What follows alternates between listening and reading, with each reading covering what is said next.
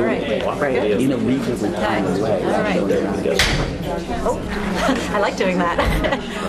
Welcome, everyone. Today is October 23rd. Welcome to the Hastings-on-Hudson Board of Education meeting. We'll begin turning it over to Tony for our announcements. Superintendent Tony Sinanis. The necessary. Good evening, everyone. Thank you so much for coming out to our October 23rd board meeting. So I am excited to share some spotlights with you of some great things that have been going on. You also can see we have some impressive students in the audience and some amazing staff members as well. So we're going to be talking about a couple of other things as well. So we're going to start just kind of sharing a report from me about some of the things that have been going on here in our schools. So, and you can see up here, just so you know what I'm referencing, I'm looking at the same thing on my screen here. So we have National Merit Commended, right? We have 7 Hastings High School students who have been named to the Commended Students in the National Merit Scholarship Program. That means that they scored in the top 5% of all students who took the PSAT in 2016, which is pretty significant. So we have Patricia Fernandez and Charlie. I'm not even going to try the last name. Right. If you want to jump in with them, please do. We have Joel. Joel, who's right here. Gardner. Skylar, I don't know if that's an L or an I. Skylar, thank you. Just go with the first names. Nathaniel, Noah, and Sarah. Noah, who's right here. Noah's here. Clearly, that whole academic challenge thing is preparing you. Very nicely done. So, I mean, that's a pretty significant recognition to note that they scored in the top 5% of that. We're talking about a national, recognition. So, congratulations to the 7 of them. That information is on our website as well, so you can check that out. We also have National Hispanic Recognition, which congratulates students who performed well also on the 2016 PSAT. And there we have Jesse and Patricia as well for being recognized there. So congratulations to them. Additionally, I'm excited to share that our girls cross-country team, they won the league championship and they had some other honors. So we have all league. That was Caitlin, Caroline, Alexandra, Cheyenne, and Haley. And we also have all league honorable mention, which is like just one step below that. We have Alina and Catherine. So is anyone here from that group? No. Okay, well, tell them all we say congratulations, and we're incredibly proud of them. It's a pretty significant thing to see that our girls won the league championship. And so congratulations to those young ladies. And their coach. And their coach. Molly Guilfoyle. Yeah, thank you very much. Yes. And Dennis Kiley. And I think Mr. Theodore should get some shout out because he does work with these girls with running in the spring. Oh, yes. True. To our phys ed department, to our high school principal who chases them around. No. Chases them back to class. No, but thank you for pointing out the coach. I think that's pretty critical there as well. And also, just to go back to sports news, in case you didn't hear, our girls soccer team won their playoff game on Saturday. They beat Dobbs Ferry, so that's pretty cool. I believe our next game is tomorrow. Tomorrow, 5 p.m. at Putnam Valley.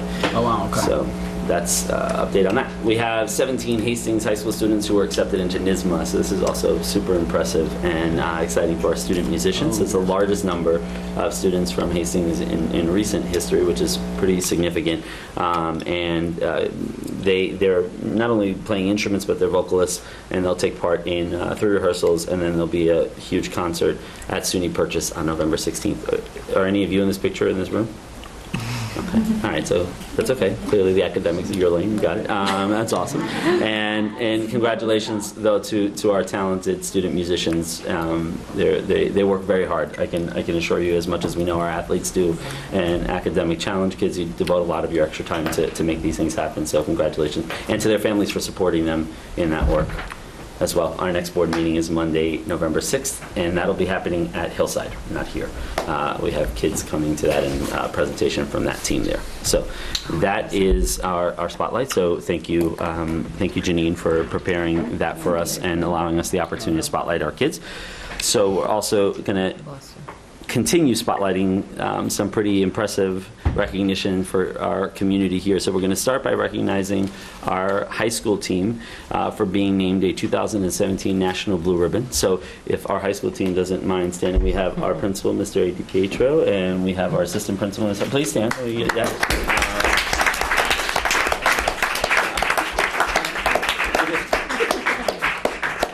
also have Greg Stevens and Melissa Shandrock, who are also and Nancy Gagliardi, who oversees the whole situation there at the high school. But thank you. It is a pretty significant recognition. I think it's also reflective of, to those of you here on the board, reflective of a cumulative experience that our kids have, right? That culminates in high school, but really starts at the foundational primary level, at elementary, and through middle school. And I know our leadership team has really talked about that internally as well, how that's a build-on process. The National Blue Ribbon is a pretty significant thing. It's only about 300 schools or so that are named each year, and there are approximately like 100,000 schools in the country. So you do the math on the percentage. It's a really wonderful recognition. Quick, who can do it? Do the math. 300 out of 100,000. I did the math at some point. It's like 5. No, it doesn't matter. What? Yeah, I was going to say it's less than 1%. Yes. Thank you, sir. Thank you. Thank you. Great. We're going to call you when we have to do the budget. We'll bring you into the conversation. So that is a significant honor, and I think, and I'm sure the team can speak to it more so, but having gone through it as a building principal, the experience of writing, of completing the application, which is incredibly cumbersome and robust, is really a powerful opportunity to kind of reflect on all the great things that are happening in the building. So thank you again to our high school team, and I don't know if anyone wants to stay. I want to publicly thank all of our department chairs, and especially Hey, Lou. Stevens. Come to the podium. You were trying to get out of this. But then no one else can hear you. I have a couple of thank yous. It's like an Academy Award. I want to publicly thank all of the department chairs at the high school. When we were nominated and we accepted the nomination and had to go through that, when they sent us the application, it was pretty overwhelming. I immediately called upon our department chairs and asked them to sort of summarize what we do by department. And then we took all of that information, and then I grabbed Josh Blum, Greg Stevens, with the help of Ross Abrams, to sort of synthesize all of that information together and to put together a packet of 15 pages that sort of takes a holistic view of who Hastings High School really is. It's not only about the scores and the data, but it's about all the extras that we do, including the HASC program, our music department, our theater department, our special kids, and all the extracurricular activities that they're engaged in, the PD and the extra that teachers do on their own free time, who we are as a community, and what we value. I think that really came out. I hope you have a copy of the application. If you don't, I will send it to you. But I think it really captured who we are as a district. And Tony said it really, really well, that this is not a high school award. It's really a K-12 award. We get kids that come to us who are really prepared with a really good skill set, and it makes it easy for our teachers to work with them. The dedication that our staff, from our custodial staff all the way up to our superintendent, and the dedication that they bring every day makes this award special. Those who know me, I am not one who wears a pretty big ego. I don't like those lists. I don't like Newsweek. I don't like U.S. News and World Reports because they use a rubric that I think is flawed. This to me is special. So this one I do take a little bit of pride in. I wasn't here in 2002, so I kind of own this one. And I feel good about it, and I want to share that with the community. I get welled up thinking, because someone told me many, many years ago that this wasn't the position for me, and I told them it is, and this is validation for that. So that's why I get a little choked up, because I think we do really, really good work, and my leadership style, while I would consider it hands off, I get the respect of my faculty and my staff. And we put together a really good product. And I think the kids will tell you they're happy coming to school every day. So that really tells me what happens in our schools. But thank you, everybody. Thank you. Thank you.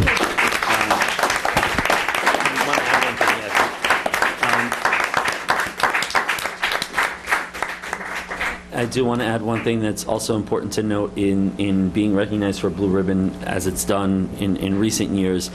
You have to get selected by the state first to even be considered, so it's not like you can apply for it just independent of the state. So that is incredibly important to recognize in New York City. Oh, please, go ahead. Greg Stevens and I will be attending Oh, yes. the award ceremony on November 6th. 6th and 7th in Washington, D.C. Yeah. So that's when we'll officially represent. That's when we'll officially represent Hastings in front of our esteemed Secretary of Education.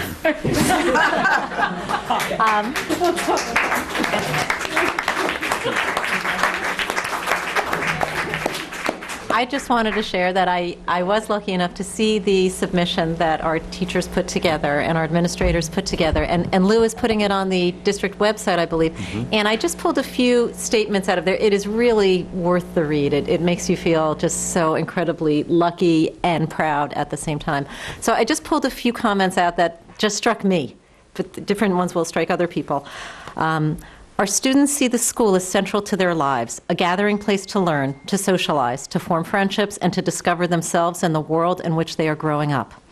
Our teaching staff is a unique group of professionals, many of whom have received national awards such as Fulbright fellowships. They take leading roles in civic and charitable organizations. And I'm skipping around. These are just sentences I pulled. We are proud to offer courses and subjects that few other high schoolers get to experience, such as classes in modern Middle East, advanced geology, and race and gender in contemporary society. Students return to the community saying they felt much better prepared than their peers for the rigors of college. And I can attest that my son and his friends who are at challenging engineering schools have said precisely that. Some graduates have returned after years telling us how excited they are that their own children have just begun their journey through the district. This is a measure of the success of our instructional program. Our graduates are proud to return and share the successes. Interactions between students and faculty tend to be informal and comfortable, which fosters a sense of community and trust. As a result, students feel safe being themselves. Moreover, students generally feel accepted and cared for by the faculty, which leads to their being more accepting and supportive of their peers. And I'm going to embarrass Lou and Melissa because I love this paragraph. Leadership has long been a pillar of our school's success. Our principal and assistant principal share a unified vision and commitment to maintaining a warm, safe, supportive environment at Hastings High School. Students feel comfortable with both of the school's administrators who know every student by name, most of them before their first day of high school. By the way, at graduation, my daughter referred to the two of them as the coolest high school principal and assistant principal ever. Students flow in and out of the high school office all day long, though their administrators are out of their offices as often as they are in, walking the halls and chatting with students, talking and eating lunch, most days in the cafeteria, or sitting in the stands or the auditorium at sporting events or artistic performances. The very popular student lounge is actually an open section of the school's front lobby, and there's this hot spot that is directly across from the high school office, speaks to the trust and affection students have for our leadership. So I don't think I could say anything better than you all did, except just a warmest and most grateful thank you.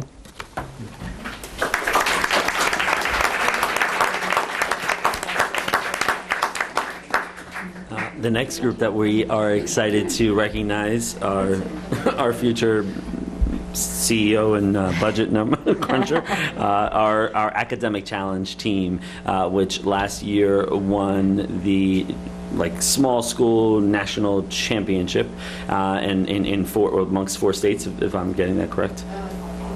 3 states. Okay, great. Chicago, New Orleans, and Washington, D.C. Great. So these kids are clearly brilliant, and they represent us incredibly well on a national landscape. So congratulations to you for your success last year. Also, it seems your continued success this year, which is wonderful to hear. And I know Lisa's going to touch on that in a moment as well. Yeah, I actually asked if I could just thank you all, because I am also a proud mother of a former academic challenge team member. And while my son was involved in many activities throughout his high school career, there is not one that he was as excited about or was as meaningful to him, except for academic challenge. But we didn't call it academic challenge, we called it ACCHAL. And to this day, and I think this happens with other graduates, if he happens to be home on a Thursday, your graduates come back and they do act-chow practice with you. I mean, that says everything. So yeah, as Tony said, and as you were explaining, I guess there were 3 regional competitions, and we were at the top, which gave us the amazing title of National Small School State Champions. And I will say, we're even small in the small school division, because it has to be, I think, 500 students between grades 10 and 12. So we're even small in there. And I would say, normally, if I were complimenting a group of students who accomplished something amazing, I would compliment your hard work. But with this group, it's actually a little different. I think I'm complimenting your passion, because I don't think this is work for you guys. And you all have your specialties, right? You'll have your math person, your geography person. Now, by the way, I did approach them, because I was going to come with, just to show you just how darn amazing they are. I wanted to come with some questions, but I didn't have them. So I asked you all if you could remember some of the more challenging questions you have. So we also had to look it up, because it's kind of hard to remember specific questions. And so the ones that we found, which I will read, are Alan Clark's diaries describe a meeting before this event at which the Blue Chip Group decided to support Douglas Hurd. Kenneth Clark was the first cabinet member to suggest that Michael Heisseltine would win a second ballot leading to this event. A speech that included the phrase, "No, no, no," preceded Jeffrey Howe's resignation prior to this event, which led to John Major moving into 10 Downing Street. Give this 1990 event that occurred in Great Britain. Anybody? Okay, the answer is? And the answer is the resignation of Margaret Thatcher. Oh, my goodness. Well, and that's why these all will be the 7th Nobel Prize winner from Hastings on Hudson. And I also, just as Lou said that this is a K through 12 moment, I will say, I know our teachers aren't necessarily teaching you this level of minutia, but I feel like they are fostering your passions. And for that, there's gratitude to your family, but gratitude to our schools as well. And I will add that for any adult who really likes this, your fabulous fundraiser is Community Quiz Bowl, and you get the chance to try this out. And I will ask you to come up and say a few words, but I will just say, as a mother, one of my favorite moments was driving the Act-Chow team to competitions in the morning, and I would eavesdrop, and the conversations were great. So it's early in the morning, everybody's hungry, and I hear one boy asking my son, "What do you think the donut-to-student ratio is going to be?" And before you come up, I will say, just read what Tony alluded to, is that you guys are on a great path again, and I'm just going to read this. This past Saturday, the Hastings High School Act-Chow B team placed first at the Wacko Quiz Bowl competition held at Byram Hills. B team members Noah Prissaman and juniors Aaron Foreman, Benjamin Ratskin, and Elliot Reisman-Tremonti were awarded a plaque, which is currently in the high school office, for their performance. Nora, would you like to come up? Just a few quick words. Lisa made mention of the Community Quiz Bowl, which is really our major fundraiser in March. And one of the things that made it so particularly successful this past year was that the PTSA gave us a grant to purchase 3 buzzer sets, because we do this with very fancy little buzzers. And that was really having that equipment made it possible for us to sponsor more teams than we ever had before, and we're hoping to expand even more so this coming year. But as far as, I just wanted to say a few words about this team. When I was growing up, I was raised by Italian immigrant parents, and my father used to always say to me, "Wherever you go, make sure you bring honor to your family's name." And I feel that this team has brought tremendous honor everywhere they've gone, whether it's a Saturday tournament or the Nationals in Washington. They really bring honor to the name of Hastings on Hudson. And they have a tremendous competitive spirit, but they never lack for good sportsmanship. And even interactions outside of the actual competition. I remember an incident where we were in the Washington Metro, shuttling between downtown DC and Alexandria. And this woman was watching us, and finally she struck up a conversation with me, and she said, "Who are these students? They're so well-mannered and so well-behaved." And then she told me about some terrible incident at a mall in Washington where these students from out of state had misbehaved, and she just couldn't believe that our students had so much maturity and good manners. And I think that speaks really well for this team, that they compete, but they also have tremendous bearing and composure. And so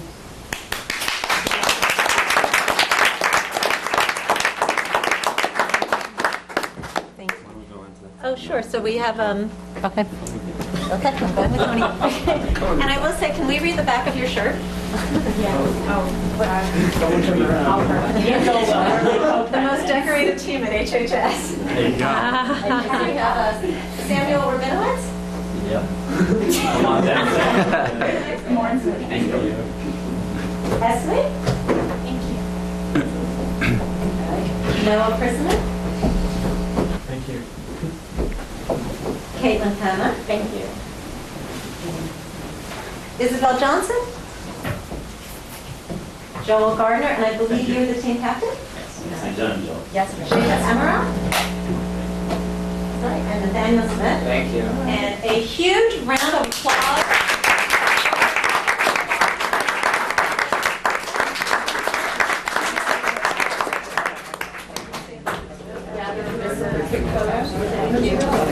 Oh, wait.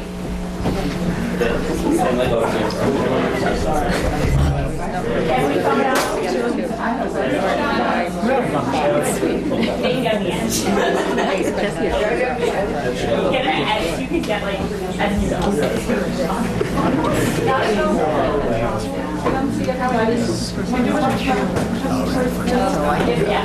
Something we're like right in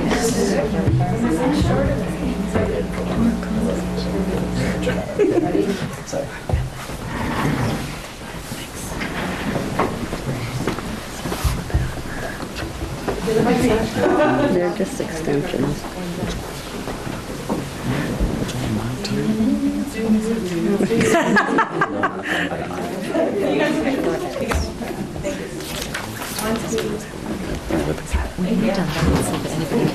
Perfect. Yes. Perfect. Just turn it back. If I can get it back. Okay. All right. One more round of applause for our academic challenge. Nicely done. The last thing I did want to note, and if the monitor, if the projector, turns on quickly enough, I'll be able to show you a picture, but technology doesn't often cooperate. So you should know that one of the other things that took place recently was A Day in the Life, which is sponsored by DEC's Hudson River Estuary Program. And Melissa Shandroff, and I saw you here, and I meant to say it earlier, I have a picture of your kids, which I could show you like this, but that's not really going to help you, that are in the Hudson River. And it's... It wasn't in the Enterprise.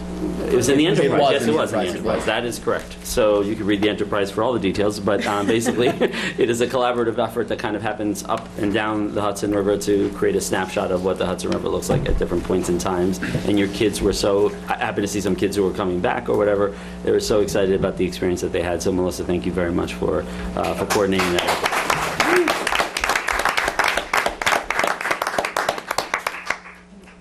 That's it.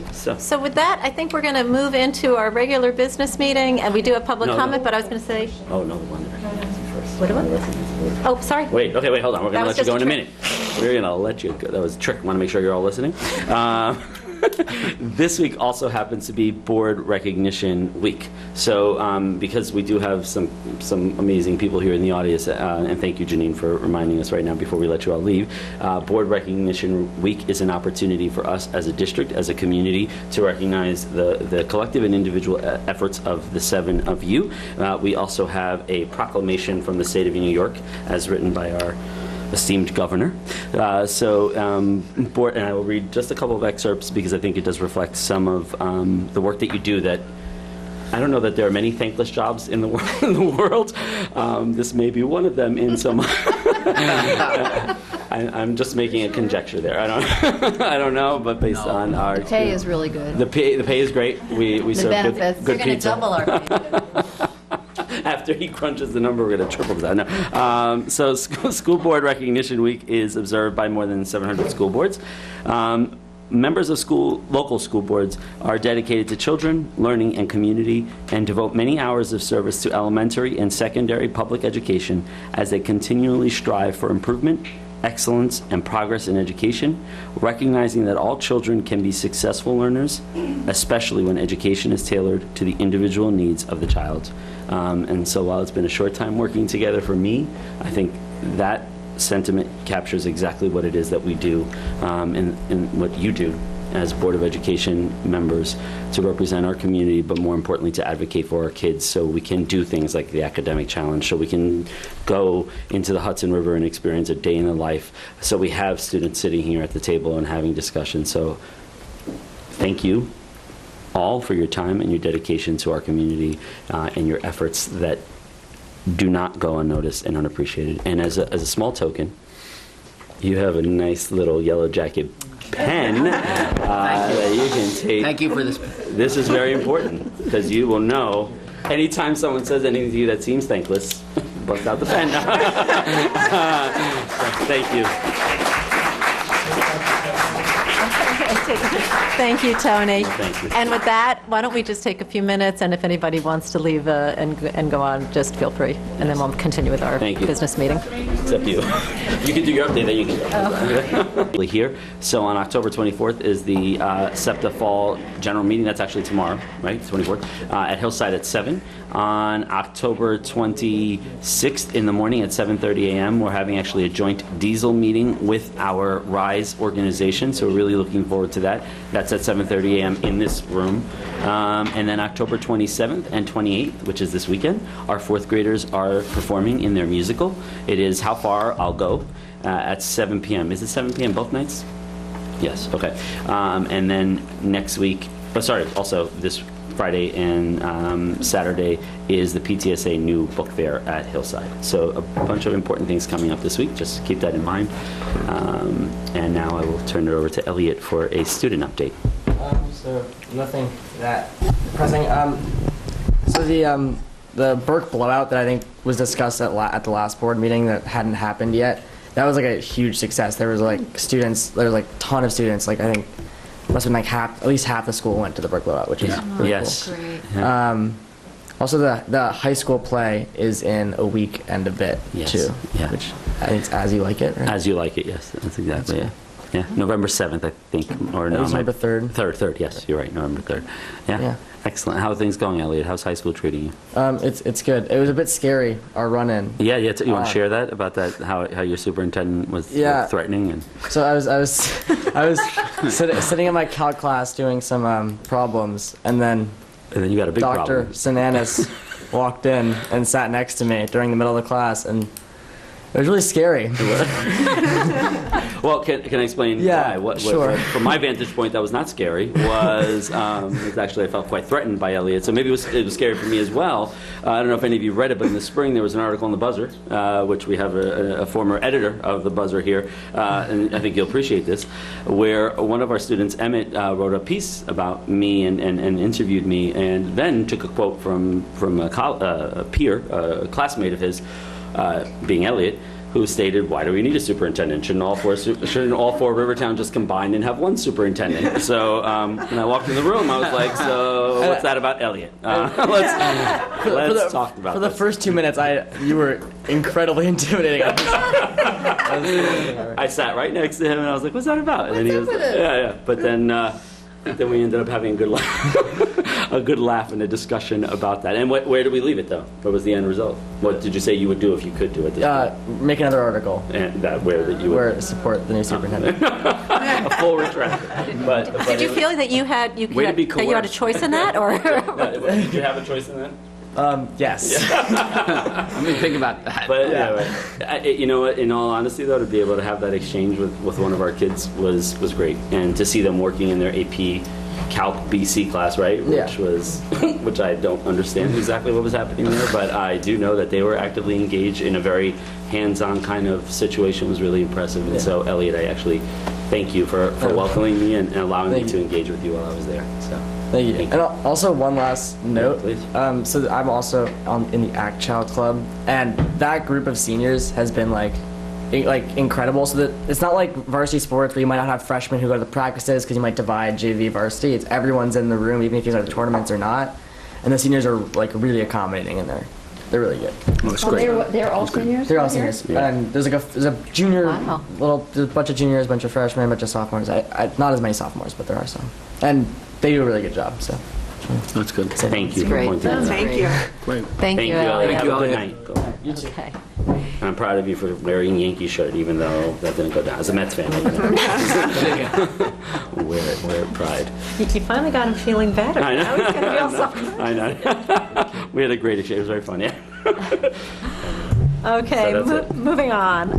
Public comment. We have one member of the public. Here's an observer. Okay. With that, we'll move on to curriculum instruction and/or special departments. And I think, Tony, that's you. Yeah, sure. So what is listed there are just a couple of things to update everyone on, and we've I've shared this information with all of you, but just so that the public knows a couple of things. One is how we're looking at addressing the committees that have been inconsistently run in the past, two specifically, the Curriculum Advisory Council and the Staff Development Committee, and then potentially the Technology Committee as well, but we have to figure out exactly where that fits in. Taking those committees and enveloping them under something called an Instructional Council, that would be focused on curriculum, that would be focused on staff development, that would include teachers, administrators, board members, and would meet, I mean, ideally like 4 to 6 times a year. I'm not quite sure exactly how many times we'll be able to meet for this year, but my hope is to get at least 3 meetings on the calendar. And as an example, 3 things that we might tackle during that during those meetings. One might be to review our APPR plan, make sure that it's aligned with what the state is saying we need to be able to do. Just make sure that it's updated and properly in place. Another thing that you might we would be looking at is the development of a professional development plan. And so that's something that I had shared with all of you is we're in need of at this point. And so we would have many voices at the table in developing that piece. And then also a technology plan, which is required, which we would be updating. So that's kind of where I was thinking of the technology piece. So that is something we're gonna give a go to this year, because the other committees have kind of met with inconsistency.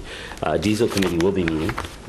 They are meeting this Thursday morning, as I mentioned, and we actually, the idea kind of came to link up with the RISE group, which reached out to us, because they are community members, and we have not had much community representation on diesel in the past. But I'm not sure what the future of diesel is. I've been getting feedback from participants, from our building leadership, whether or not it might make sense to separate those two things out. Diversity, and diesel stands for diversity and social emotional. Kind of treat those things separately potentially. But I think this Thursday morning's conversation will inform that. Not making that decision in a vacuum by any stretch, but just kind of hearing what people have shared. So that is one thing, only because Curriculum Council is something we've talked about here, or Curriculum Committee, sorry, is something we talked about here. So that's the iteration that I would recommend that we give a go to this year to see how it plays out. Those meetings would be during the school day to accommodate having our teachers there, and also over the course of a day look to really unpack, like developing a professional development plan to do over the course of a day will be an interesting challenge, but it'll allow us to really dive into it, to consider from different angles, to research different perspectives, and then look at how we might develop that. Not that it's developed in one day and you're done, but then you put it out, vet it, see what it reads like, and kind of go from there. So that's just an example of something that we will be trying this year. Is that a day-long meeting? It may be a day-long meeting. It may not be the whole day. It may be a morning thing. For example, the APPR plan is something that legally we're required to update. Really shouldn't take that long, because our APPR plan seems to be in compliance. The mandates are not changing very much to next year, so we should be okay. But we did have some issues this year around data being submitted last year. So we want to make sure that we cross those T's and dot those I's for this year. and be proactive in that, because the state has been starting to audit districts on their APPR plan, and that then just becomes a very cumbersome process of just proving everything that you're doing and why you're doing it. So that was advice that we received from BOCES, that I received from BOCES as well in a couple of meetings that I attended. Is that open to the public, or how are those? You know what? I have not given it. I haven't thought about that piece. Certainly, we could consider maybe portions of it being open to the public. I don't know that the whole day would be, useful. And I'm not even quite sure, because we're still talking about it with the leadership team, and like I know Laura Sullivan and Tessa Stewart are working with SEPTA to think about their special ed committee, and one of the things that they're looking at doing is like different focus groups for different topics. So maybe the participants wouldn't be the same for each meeting based on what the focal point is. So yeah, so that's not 100% finalized yet, but that's a possibility, sure. So for example, if you just took technology, is that like you envision that 1 or 2 meetings throughout a year, or like on that topic? For this year, the one focal point for sure would be to update our technology plan and look at what that reads like, because the technology plan includes everything from hardware, software, to sort of the educational technology and what the uses of that are. So if nothing else happens, let's say this year around technology, at least we look at that document and see where it stands and how realistic it is currently, based on practice and based on what we're actually doing in the district. But as I mentioned earlier, if there is interest, because I know last year a technology committee was started and met a couple of times, if there are specific community concerns or interest around technology, certainly we can facilitate discussions separate than that potentially. Yeah. So that's that piece. So I don't know if there's any questions. And we'll see how it goes. If it doesn't work this year, we'll try something different next year. But this is something that I touched base with my superintendent mentor on, and I vetted by other superintendents to kind of hear what things they do. And it's consistent with some places, not consistent with every place, but that's fine. Not every place has curriculum advisory committee, so it's really kind of subjective district to district. So that piece is there, and that's something that would also have, a member of the HTA executive board in addition to teachers. We also talked about the importance of making sure that at least one of the teachers on the committee are special education, work in the special education area, just things like that. So that's that piece. A question, yes, in terms please. of having a teacher representative, would there be a teacher representative elementary and secondary? So like each building would have 2 representatives is what we're proposing. Yeah. Sorry, I didn't. So no, and I didn't say that. Oh, so. okay. I thought I missed it. I shared it with you all in an email weeks ago, but yeah, so it would be two from Hillside, 2 from FMS, and 2 from HHS. And again, potentially as the focal point shifts for the meeting, it might not be the same 2 people. Okay. Yeah. Makes sense. And based on how that practice has worked in the past, the building leadership would kind of reach out to people to see who might be interested or has particular strength in an area or has worked in an area around technology or professional development, and would be a great asset to have at the table, right, for discussion as well. Okay. Yeah. Is there just one last question? Yeah. I don't know. I feel like deja vu. Maybe I did ask this before, but just a question about the teachers involved. While I think there's value of having new voices, I think some tenured teachers, would for sure. Definitely be good. I'd be concerned if there weren't tenured teachers. I would be very surprised if it was actually comprised of anything but tenured teachers, to be quite honest, just based on what past practice has been in the district. Not to say that maybe 1 out of the 6 is untenured, I don't know. Right. But certainly the majority of our staff is tenured, and so we do have a pretty deep pool to pick from. Great. Aside from the bunch of people we just hired this year, but that was like an anomaly sort of. Everyone else has been here for a good number of years. So yeah, it's a great question and a very important one, especially as we look at this kind of stuff. And I think just so that we can understand why we're looking at trying to dig into something over the course of a day, instead of meeting 10 times over the course of and it's like constantly picking up where we left off and what do we do and where are we at, and how do we dig into something over the course? And it's worked in other places. I've worked in both formats in previous districts, and I've seen the monthly meeting, and then I've seen the day-long, let's take this apart and put it back together. And depending on how they go, both are successful in some ways and both are challenging in others. So we'll see how it goes. Thanks. Yeah, no, thank you for the questions. So that is the piece there about curriculum-based committee. So I kind of went out of order, but that is that piece. The next thing would be professional development, because that does link to calendar change. So we have talked about professional development here in the district. We talked a little bit about the need to change a calendar because we don't have a professional development day until June 22nd or 3rd, whatever that Friday is. And so after meeting with a group of teachers and meeting with a group of our administrators, hearing from different family members, but parent groups, one of the focal points that was of interest was diversity. And so I had shared with you all an update about different groups and organizations that we were vetting. We had narrowed it down to 2 groups. We were looking at border crossers, and we were looking at Dr. Derek Gay, and you all saw the proposals from both. That information was then shared out with our staff, and our staff had the opportunity to vote on which professional development they felt was, based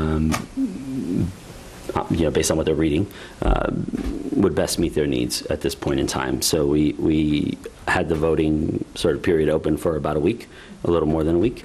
And it was 70% of the staff voted for Dr. Derek Gay, 69.9% to be exact, and 30% voted for border crossers. Again, the focal point of both is around the concept of diversity and inclusivity, but one being more specific around race, and one touching, addressing race, but not just that. And so the staff voted, and that's where we're at. And so we're recommending that we go with that professional development. It would be on December 4th, which is a Monday. What that means for our community is that we would close school for our kids, but our staff would be in session. So that is the PD piece. And later on in the agenda is Dr. Gay's proposal is what you have in your packet. So that is that piece. So I know. Tony, should I give you my question now on that? Sure. Okay. I just had a question or concern that I think it's fixable about Dr. Gay's contract or proposal. When I look at a potential agenda, I'd like to be able to tweak it because it sounds a little too staying at 30,000 feet. I think some of the things he suggests in here are things where our community is already at. I mean, I'm just pulling these right off of here, but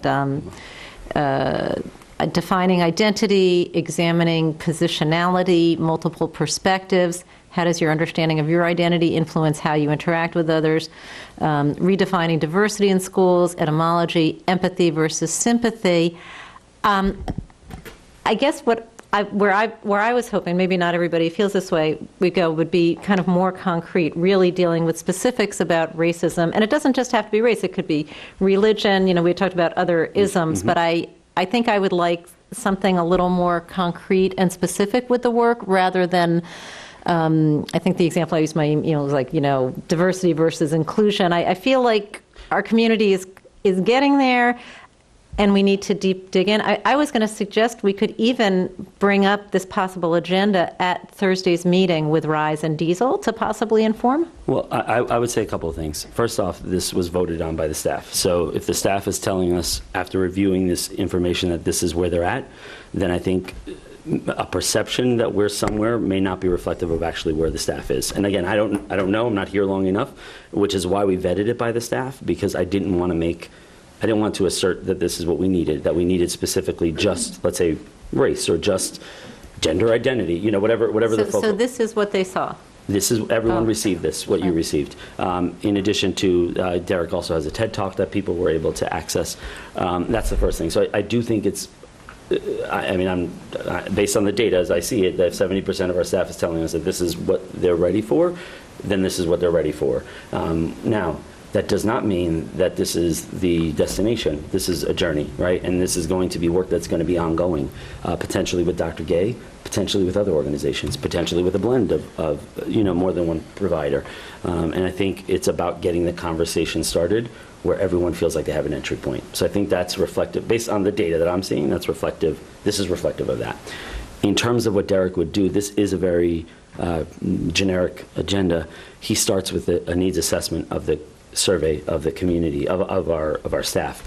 So he will kind of build his agenda and tailor it based on what he gets back from us. Like, so what are we already doing? Where do we already stand, really, from what people are seeing it? And then he develops an agenda more specific to our community. And this is a general thing, generally covers some of the stuff that he touches on, but would be more specific when he gets here. And then the last thing I would share is that Derek happens to be at the master's school, and I thank you, Lisa, for connecting me to Laura there, like the week before he would be here. And Laura, the headmaster at Masters, said she's happy to let us send a team there to kind of see what he's doing, see what that day is like. Mind you, that's also being tailored for their community, so it may not be exactly what he would be doing for us, but would be something to be like, hey, okay, we really like that thing. Can you extend that? Can you do that for an hour instead of 15 minutes or whatever? So I'm excited about the prospect, A, that we gave our teachers choice and voice in this process. I'm excited about the prospect that we could actually preview what we're going to see and then potentially inject some, of Hastings' needs in there. But more importantly, I'm hoping that our staff knows that this decision indicates that we are dedicated to this work long term. And again, it doesn't rest just with Derek, right? There are many other organizations, and you saw other proposals as well. But it seems that this is a starting point that everyone is comfortable with. So. I think it's great that it's happening by December. I mean, sometimes these things drag out. I think it's great that you've got to go on this quickly. I thank you. And he was, the truth be told, he had 2 dates on his calendar until I don't even know when, and we got lucky that they happened. Yeah. And our staff, and I've heard from different people, and so I think no matter where people stand, people do appreciate that learning is valued, that we're valuing their time to learn. So that brings me to the last thing on the agenda, and this is yes, ma'am. You see our calendar. Right. If you're going to be changing the school calendar, it'll take formal action. Right, we're going to do that. I want to give you the versions of what we need to do with the calendar, okay? So I'm going to try to break it down and keep it simple. And I did share this with you as a preview. It doesn't mean it made sense, but but we do have a community member here, so that any input that you jump on. Version A. So all 3 versions I'm going to give you. December 4th does not change. That's now a staff development day, which is a superintendent's conference day. School closed for kids, school open for staff. That does not affect our 180-day requirement for the state mandate that we have 180 days of school. So version A is not touching the calendar anywhere else, but changing December 4th to a day of learning for staff and no school for kids. Version B. We have a little bit of, and because we're touching on the calendar, I'm suggesting that we consider this other situation that we're kind of faced with. We do have a mandate imposed upon us by the state that is being audited by the comptroller's office in different spaces, and there have been local districts in Westchester that have been audited. I preface that so you understand why I would even broach the next piece, the next version. Currently, we have November 22nd, which is the day before Thanksgiving. I think that's the exact date. Let me just double check it. November 22nd, which is the day before Thanksgiving, as a half day. We cannot count that day in our 180-day requirement because it's a half day of school, and the way that it was structured, it was not intended to be professional development or parent conferences on the other half day. We have the same situation on Friday, December 22nd. We have a half day that is intended for a half day for everyone. 11:45 or whatever dismissal time is, we're all gone. We cannot count that day towards our 180-day requirement. So a calendar that was built as a 186-day calendar for us really already is a 184-day calendar because of these 2 days. So version A that I proposed to you was just changing out that December 4th date. That does not change that 184 days. That's one way we can go. What does that mean? The implications of that are that we have 4 snow days to play with. once we hit a 5th snow day, we have to look at opening the vacation and giving back a day where kids have to come to school and so on and so forth. That's on the calendar. People know about that, but it only gives us 4 days in the bank, which is why I would propose potentially version 2 to you to consider, which is close school on the 22nd of November, which is currently a half day, and give us a full day of instruction on the 22nd of December that we can then count towards our 180-day requirement. It brings us up to 185 days and 5 banked snow days. It means 1 day of school closed and 1 day of school fully opened, as opposed to this 2 half-day situation, which does not help us. Version C, is the last option, is that we leave November 22nd as a half day, and we make December 22nd as a full day.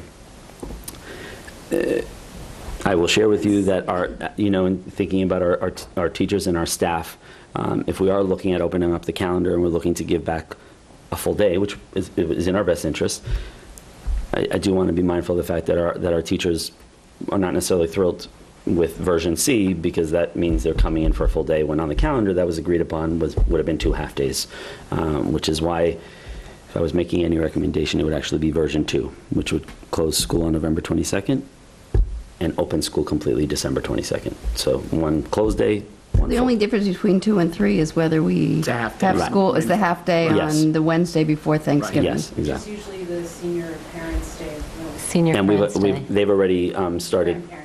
Senior Friends Day. Senior Friends, yes. Right, not our senior family community members. I've already been in discussions with our middle school leadership team. They have alternative plans in place if we were not to have school on the 22nd. To do it on a different day, yeah. I did reach out to the PTSA to get a sense of where parents are, because I know it's a tricky issue. Yeah. Me, I always love the extra days.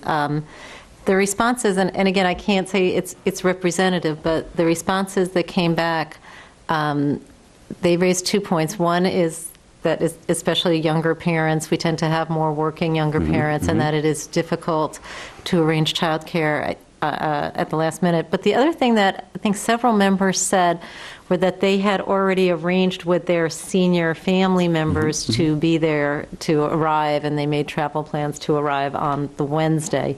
So that was the feedback I was getting from there. Again, I can't say it was not scientific or anything like that, but the concerns about childcare and the relatives who had already made the plans. And both real things, both real issues that we did anticipate and we did talk about, I will tell you, internally as a leadership team, knowing that those would be implications. Our middle school is ready to accommodate, I would imagine, the day before. Not to say that makes it any easier for people, but the childcare issue is a real one. What I will say is, in essence, we're talking about a differential of like 3 hours, because that's what a half day kind of ends up being, about 8:30, 8:45, and if we're looking at 11:45 dismissal, so it's not a total change, although we do have the December 4th date that we're putting on there. That is a total change. So if we're not comfortable closing, and again, I'm not pushing either, I'm just trying to represent everyone's perspectives and interests. If we're not comfortable, if the board is not comfortable with closing November 22nd and making December 22nd a full day, then I would say just insert December 4th as PD, and we'll roll the dice with 4 snow days. Could we still make December 20? Is one of the versions, in any version, keep December 4th is off? Is there a version where November 22nd stays a half day, but we increase December 22nd to a full day to have a little money in the bank for? That's version 3. That's third version. Thank you. Yes. And I guess, And that's the one the HTA I guess the point is. is, I appreciate where the HTA is coming from. I certainly can appreciate that, but I think when I do insert myself in the parent situation, you've got December 4th. If you look at what was delivered in the summer as your calendar and you planned around it, you now have December 4th as a day you need to get childcare. That's new. And you're saying you're going to get the Wednesday, also a day you need to get morning childcare. And I think I think the professional development, let me back up by saying, I think the professional development sounds excellent. I'm thrilled, and I don't use that word frequently, that teachers got to vote on it and got a comprehensive description of both and were able to give input. professionally in my own life, and I'm sure in many, many other people's lives, the number of things that are foisted on you by people that know better what for you is many. And so to get the opportunity to vote, I think is a really, I think when you had the idea, it's a great idea, great precedent to set. So I'm very pleased about that. Thank you. And I think it's a good thing for the teachers. I think they'll enjoy it ultimately. Yeah. I hope they enjoy it. I think they will too. So that brings me to the final point. Yeah. When I think about balancing the needs of families, needs of teachers, I'm going to probably be unpopular around, if not around town. Yeah, I'll be unpopular at home. I'll be unpopular in the buildings. I do think alternative C is the best. December 4th becomes a PD. Parents figure out what what arrangements they need to make for their children. Wednesday is the Wednesday before Thanksgiving is as is. Senior Day can continue. People that have made arrangements there can continue. It is a great thing. It leads right up into Thanksgiving. There's a certain amount of the nature of the holiday that is good to maintain continuity there. And then the 22nd, we go to school. Schools are open. That would be my vote. And I think I'm, as unpopular as I might be, I'm very comfortable putting that out there as what I think is very logical and balances both parents, or families, and teachers. And could you just say why you think the 22nd should be a full day? Well, I do think that there's something to be said for, one, I guess in the last time we went through this, whether we did it offline, my understanding is the 22nd's always been a full day, and that this year was new, making it a half day. That's my understanding too. Which, if that was the case, and we don't get credit, it's silly not to get credit for the work that's being put in. And in defense of whatever happened in If any work gets put in that day. Well, I think on half days, you don't get very much work either. Is the Right. That's true. I mean, let's be real. The day before any break is not going to be like some. So I'm not saying that. What I'm saying is, I'm guessing that when the calendar was developed, because there was a moment where we were hearing that we were going to get a pass this year, no matter what we did, right? Yeah. Like that the state was not going to come cracking down. That's not what the state is saying. Yeah, and I guess the one thing, and to respond to your question, Jody, a lot of decision making can be thought about in a risk management approach, and what's your downside. And downside here is we go through 4 days, we get into a fifth day, and we're going to families saying we need to curtail the April breaks, and at that point, airline tickets have been purchased and everything else. That's when you get into real. And I can tell you the blowback versus sitting your kids for 3 extra hours on the 22nd versus cutting into April. I'd much rather take the December 22nd blowback. And it would be April. That's where if we need to give a day back, we did it comes out of the break. didn't we? That was when we had a 4-day weekend for Memorial Day. Which Okay, then we took 1 day from the 4-day weekend. No, that sounds probably right. Yeah, And then I think what happens So is you usually get the Easter break, then things get made up. Yeah, on. they The spring break. tend to take it, and Right. and they take it out weird ways. Because of when It can be like Passover the and Easter Wednesday. fall, it's like in the middle of the week. I actually don't. I think this year it's listed as the Friday of it? that Friday break. I mean, it is what it is. When you start to pull back from that Yeah, you holiday. start That's thinking when that, And right. a lot of people visit, this has happened Yeah. before, and people start visiting colleges. Yeah. And that was a real problem for that age group. Yeah. And I think what you get is you get kids who miss school on that day back, but then the teachers have to come. Right? And the teachers can't all be there. I mean, because there are people who have purchased tickets who are ready to be gone. And I can tell you, for example, that Friday, if that's the Friday that we come back, which I think is April 6th, for me, that's my Good Friday because I'm Greek Orthodox. I would not be able to work that day. We're also off that day. So it's the 30th, Yeah. which is a Friday, and then it extends into the following week, Yeah. April 2nd through the 6th. That's right. Right. But if you have to start calling days back. Right. I think it starts with the 6th. I think that's the first day on the bottom of the calendar that says if we go into a snow day, that's I'm just, again, I'm not trying to. Can I ask a couple of questions? I mean, nobody here is a meteorologist. I'm just curious. I can't recall. What has the last couple of years been? I remember a day being given back, or I should say taken back, where a day was added onto the calendar in spring, actually giving an additional day for students and staff to have off, when it wasn't listed in this calendar as if we don't use all of our snow days, one would be added. Oh, yeah. And I know that was a problem for parents. Yeah, they did it just for It the was a heat- heat day. it was a It was heat like day. before we had the air conditioning, we Yeah, did do there was a one heat time. day. Yeah, they gave one. We don't give you back. It wasn't, Saturdays typically. yeah, it's not a give Oh. back, it was because. It was like heat in the building. It was like we had. It's like 95 degrees in the rooms, Yeah. and everybody's melting, so. Yeah. that's fine. Okay. Yeah. In any I event. don't know about. It was but yeah. weather related, we should call It them was weather Tim days, Connors weather was days, there. not, Yeah. What'd you say? they should be weather Tim days, Connors. not. It was Tim Connors. It was the last day of school, I think. Yeah. Yeah, it was. But it was really hot. I mean, It it was, was. and it gets up, particularly upstairs, it gets Yeah. very. Sorry, Christine, you had another. No, I'm recalling, I think I'm recalling a day that was added onto the Yeah, there April was. break. There was, about 2 years ago. And it was Yeah. because we had more snow days than. Oh, that was We the didn't standing. That use was all the the snow standing. days. Calendar. Yeah. That's when we didn't have a second Yeah. full week break. It was choppy. It was 2 weekends, and I think a day was added on to lengthen one of those. Does that sound right? That could be right. There was that 1 year where we There had was the something. weird- But it was- Because I remember we were struggling with childcare. But it wasn't because we were giving back an extra snow day.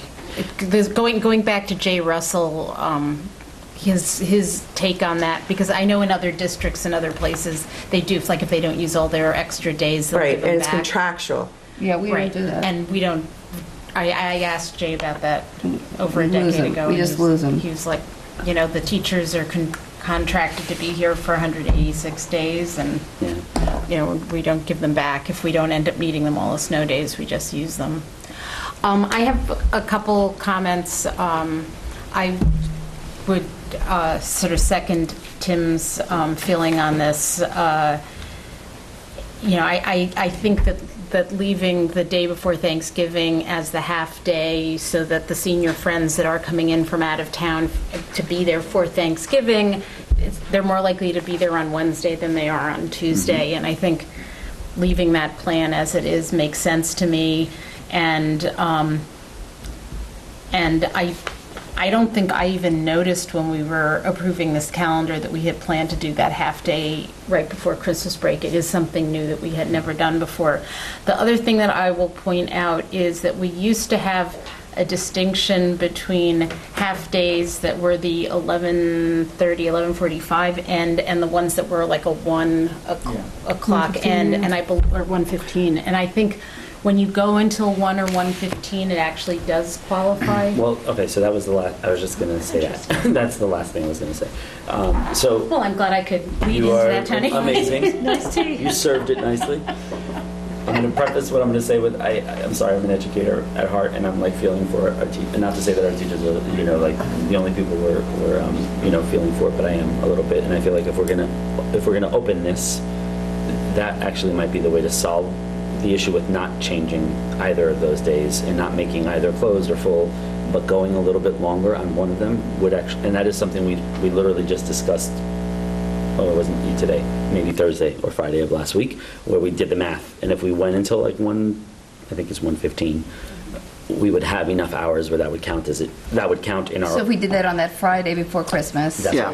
Which It's a- might it's a- work, 'cause- It's a quote-unquote full day. It is a full. For the state, it's a full day. That's right. Fine, so. Well, and what I was going to And say that way is, teachers don't have to work We're not- late as a Right. full day. We're on letting everyone Friday. out, and really the Doing only. the best we can. Yeah, right, it's a Parents compromise. come home early a little Which- bit sometimes that day anyway. And honestly, we're telling our families we're going to keep your kids for an hour and a half extra, right? I mean, in essence, if it's 11:45 versus 1:15, right? So that would help, which is great. I like that. And it counts as a day, which is also great. This is December 22nd. I mean, the other approach, though, Tony, is to do that on both, and then you get your whole 186 days back. If you do 1 o'clock dismissals on the day before Thanksgiving and the day before Christmas. That's certainly not. That's version E. I don't mean to like stir the pot, but I think that originally the only time we did the 11:45 dismissal was, I believe, when we did that supposed emergency dismissal drill, which wasn't really a drill Yes, because everyone knew about it and it was Right. scheduled on the calendar. And we But that a don't- normal half day was the 1:15, so that they did count as school days. Yeah. And I think somewhere along Yeah. the line that got lost. The only issue that we may run into, and I don't know if this would be an issue for our parents, if we did the math correctly when we looked at that, I don't think. I don't know that we'd be able to give them lunch. I don't know that we'd be able to take away minutes. I know that's crazy.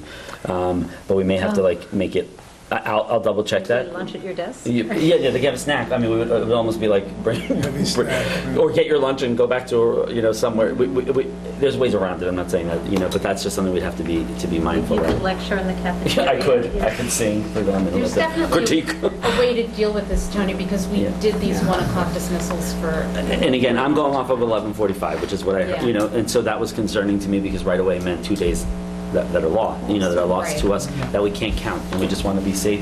And I will say, the last piece of information that we discussed was the Farmer's Almanac. The prediction for this year is not great. It's supposed to be a very cold and snowy winter. I'm not one for crystal balls, but Farmer's Almanac is one of the most reliable ones, I can tell you honestly. Really? Yeah, they are. No, really.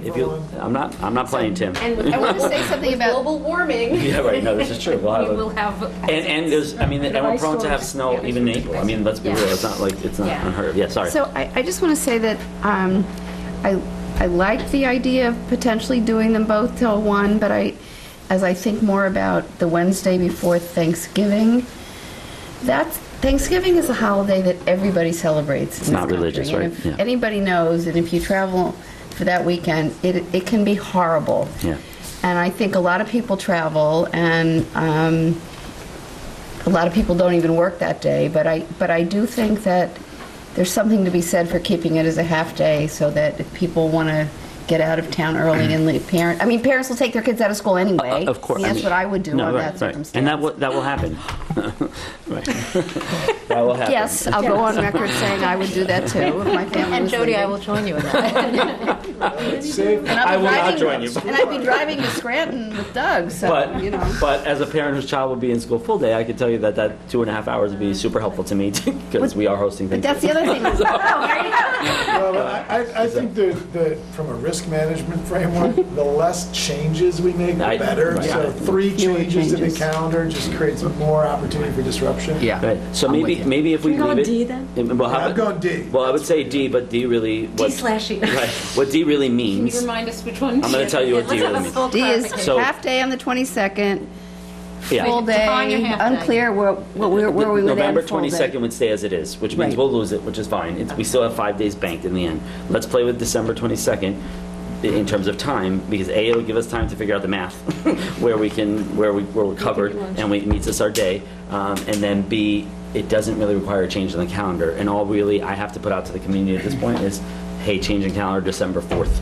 Please note, we're going to have schools closed for PD, because that December 22nd date, all you're going to say to people is, we're going to keep them an extra hour and a half. We can do that. It's not really a And it's change the in Friday. calendar. I mean, it's not like So- the eve of something, it's the Well, 22nd. but are you comfortable saying this is the change, and then a few weeks later coming Yeah. back saying, yes, but this is actually the change? Well, I'm comfortable in saying that I'm actually comfortable parceling the two out on some level, because I also think it's for 2 different reasons. Okay. PD, which is a superintendent's conference, it counts as a 180. It counts towards our days. So Yeah. that's sharing with our community that we value the learning of our staff, that we heard our community as well, because community members have voiced interest in this type of professional development. Yeah. So we put that out there so that people can get ready for December 4th, which means, hey, mark your calendars, you need to figure out childcare, so on and so forth. We then later on can say, just as an FYI, to help meet our 180-day requirement and give us a 5th snow day on December 22nd, our kids are going to be in school. Yeah. I would- For an extra Until 1:50, for an right, extra whatever. 2 hours. I would. 90 minutes. I would prefer, if everybody's good with it, just putting that notice, getting it all out there as soon as possible, even if we're not certain about the December date, but say, in all likelihood, we will do this, we will confirm later, because it's For the December 22nd. yeah, Okay. so we're definitely got to do the December 4th How right hard away, is but this in to- that, I would add the December 22nd is likely. How hard is this to just get solved in the next day in the office, just figure out whether we can go to 1:15? Or like no, whatever that's not hard. It's not hard to figure out the math. I can do it tonight. But I would like to give our HTA leadership a heads up, because it is a change in what they're expecting. Yeah. And really, that's it. So, I mean, I think if you're comfortable with it, I can tell you for sure that by, let's say, Wednesday evening or Thursday morning at the latest, we can get a communication out that says X, Y, and Z. Then both. All of it. All of it in one. I don't like Yeah. multiple communications Okay, where I'm that's having to track fine. which email Okay. I received when. Yeah. Fair enough. Would it be helpful if the PTSA were to just sort of let the liaisons know, that to just give everybody heads up, there'll be a notice coming, but Yeah. know that December 4th is the day. The only thing I'm going to say I is think this. you should just. I'm just going to say, I'm not gonna make any communication. no. We do. Give me the official. let it be. The only thing is I have, because we were in meetings all afternoon, I haven't shared with the staff, that their votes are done. I mean, I know their votes are done, and they know they can't vote anymore, but I wanted to just share with them internally first, hey, December 4th is going to be the day, you guys voted, this is what you voted for, here we go. And then we can put it out to the families. And I would like to be able to speak to our HTA leadership just to kind of give them a heads up that we're looking at a creative way to solve this issue of not having enough days on the calendar, which is really a secondary issue, not the PD. So if that's okay with you all, that would be... Yeah. Okay. So something will go out, covers the whole... By the end of the week. covers the whole Definitely gamut by the end of the Thursday. Yeah, we don't By want the end of the we don't week. want it to get lost on a Friday. Perfect. Tony, could I just suggest that for next year, for a calendar that we have not yet planned, Oh, don't worry about that.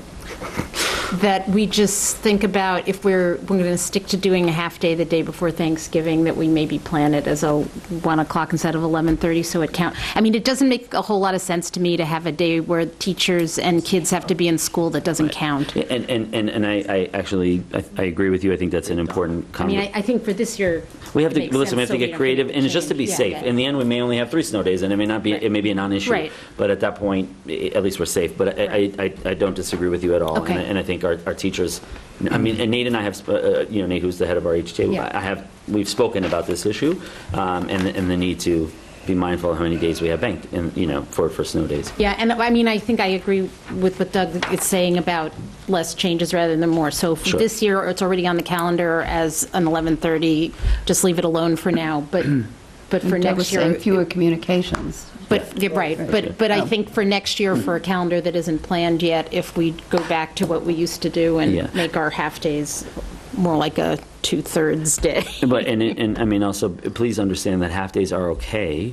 They can count when they're partnered up with a parent-teacher conference, Right. when they're partnered up with professional development, or when they're partnered up with counseling hours, which is not really possible to do on December 22nd, the day before this break, or November 22nd, the day before Thanksgiving. It's only because of the structure of the way the calendar was set up. But we can do those things. So even in some instances, a half day won't be an issue because we can partner with where teachers know they're But staying. the day before Thanksgiving. Right. we're not That's gonna do agreed. that, Right. so. We wouldn't touch that. And that's okay. We can work from there. So I guess to be clear, the calendar change that you're all voting on really is adding December 4th as a professional development day and extending December 22nd enough time, whatever that is, and I will figure out those minutes. Yeah. That it counts as a full day of school. Yes, is that correct? Agreed. Okay. Are we ready to vote on this? Yes. Okay, may I have a motion to approve what he just said? Whatever. I don't know what version that is. So moved. And a second, please? Second. All in favor? Okay. All right, I will put Well something done, out. Tony. Thank you for problem solving that. I have nothing else to say. Okay. Next on the agenda are business items, which also include our services for CSE and CPSE. For the most part, they're paying the bills. There is one larger issue of using our tax certiorari reserve, I guess, to shifting money out to make the payments that are needed under that. Is everyone all right doing this as a consent agenda? I just had a couple of quick questions, Maureen. And this is just curiosity. The $4,000 on that scrubber, was that to get rid of it, or was that the purchase price? Oh, no, that was the disposal. Yeah, you gotta get rid of it. You have to take it off $4,000. our fixed assets. That was like the original purchase price, but it Oh, I actually see. had Okay. been depreciated. I The wasn't sure if that depreciated was... value on our books was 0 right now, but that was the original purchase price. Okay. For the salary increase, the 47,000, is that a pretty average number, number 5? I was just curious. Yeah, Is it's that like- actually the lowest. It Okay. was about 100 and I believe 140 some odd thousand last year. So this year is actually Okay. And significantly lower. what's number 6, stipulation of settlement? It's the attachments in the executive I didn't part. see any It's attachment. I Maybe I did missed put it it. in the public content because it's a Oh, settlement maybe I with the just missed parent. it. Okay. Never mind. It's fine. Just because No one else sometimes has any people questions, can. I'm good. That was it. Okay, are we all right moving forward as a consent agenda under the business items A and the CSE and CPSE under B? Okay, may I have a motion? So moved. And a second? Second. All in favor? Okay. Next, we have personnel, and I don't know that there's much to, did I miss something? This place, CPSE, or did you do all Oh, we that? did that Oh, under sorry, the- okay. I'm sorry, I was No, that's clearly not okay, paying I've done the same thing. No, join the club. Under personnel, is there anything that, to be discussed, or not No, we really? actually discussed one of these things already, we're just putting it on formally, and then the same with the leave of absence, you're already aware of those leave of absence, it's just one ended sooner than we expected, they came back, which is great, the person as well, and the other one is just actually documented, so.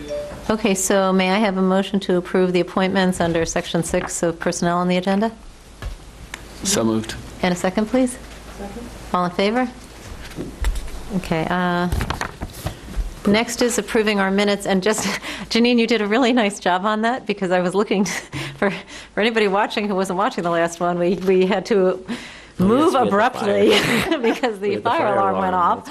that's So we did complete our business items outside, since we hadn't concluded the meetings, but we did not get to the committee reports, and Janine, you explained that very nicely in the minutes, that we couldn't do it because we were outside dealing with the fire alarm.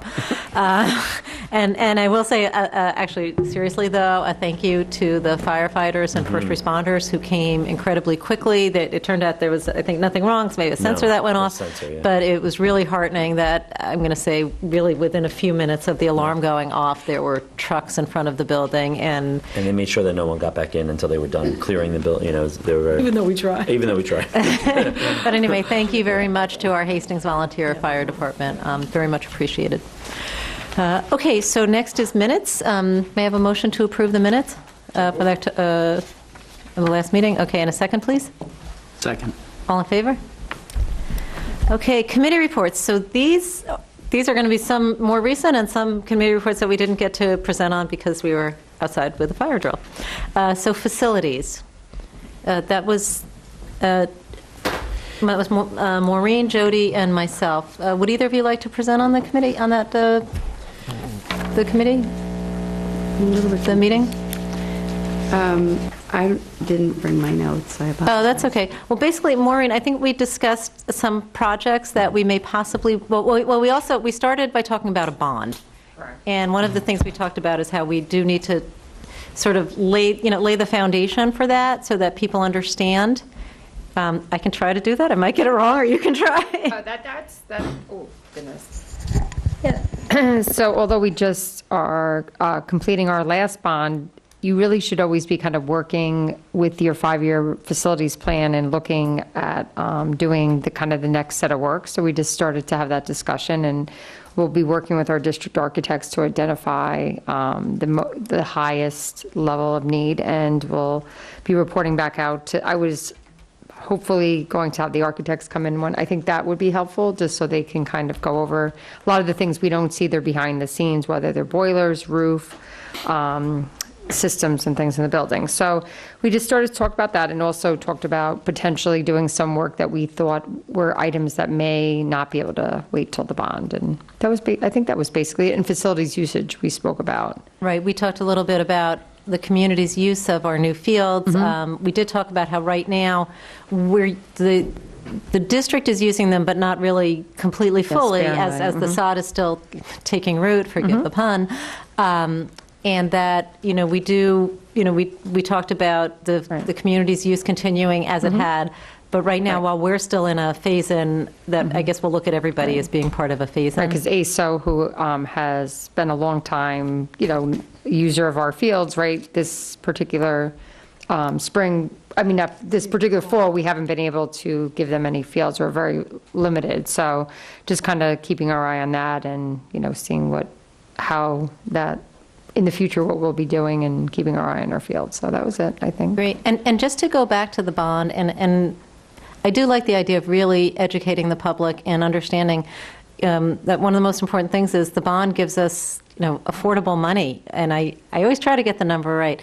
For every $1 that we get in a bond, we only have to repay, I think, 58 cents. Yes. Okay, so it's really the more work we can do through a bond, the better it is for the district and for us as taxpayers financially.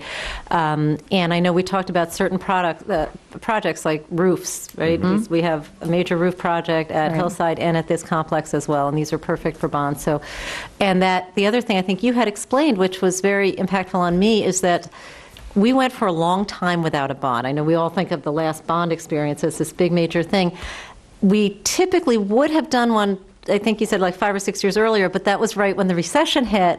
So we couldn't talk about it then. So really, as you said, more of a typical bond schedule for New York districts is like 5 to 6 years-ish, because you can take advantage of this affordable money. So it's just a conversation that we want to keep going.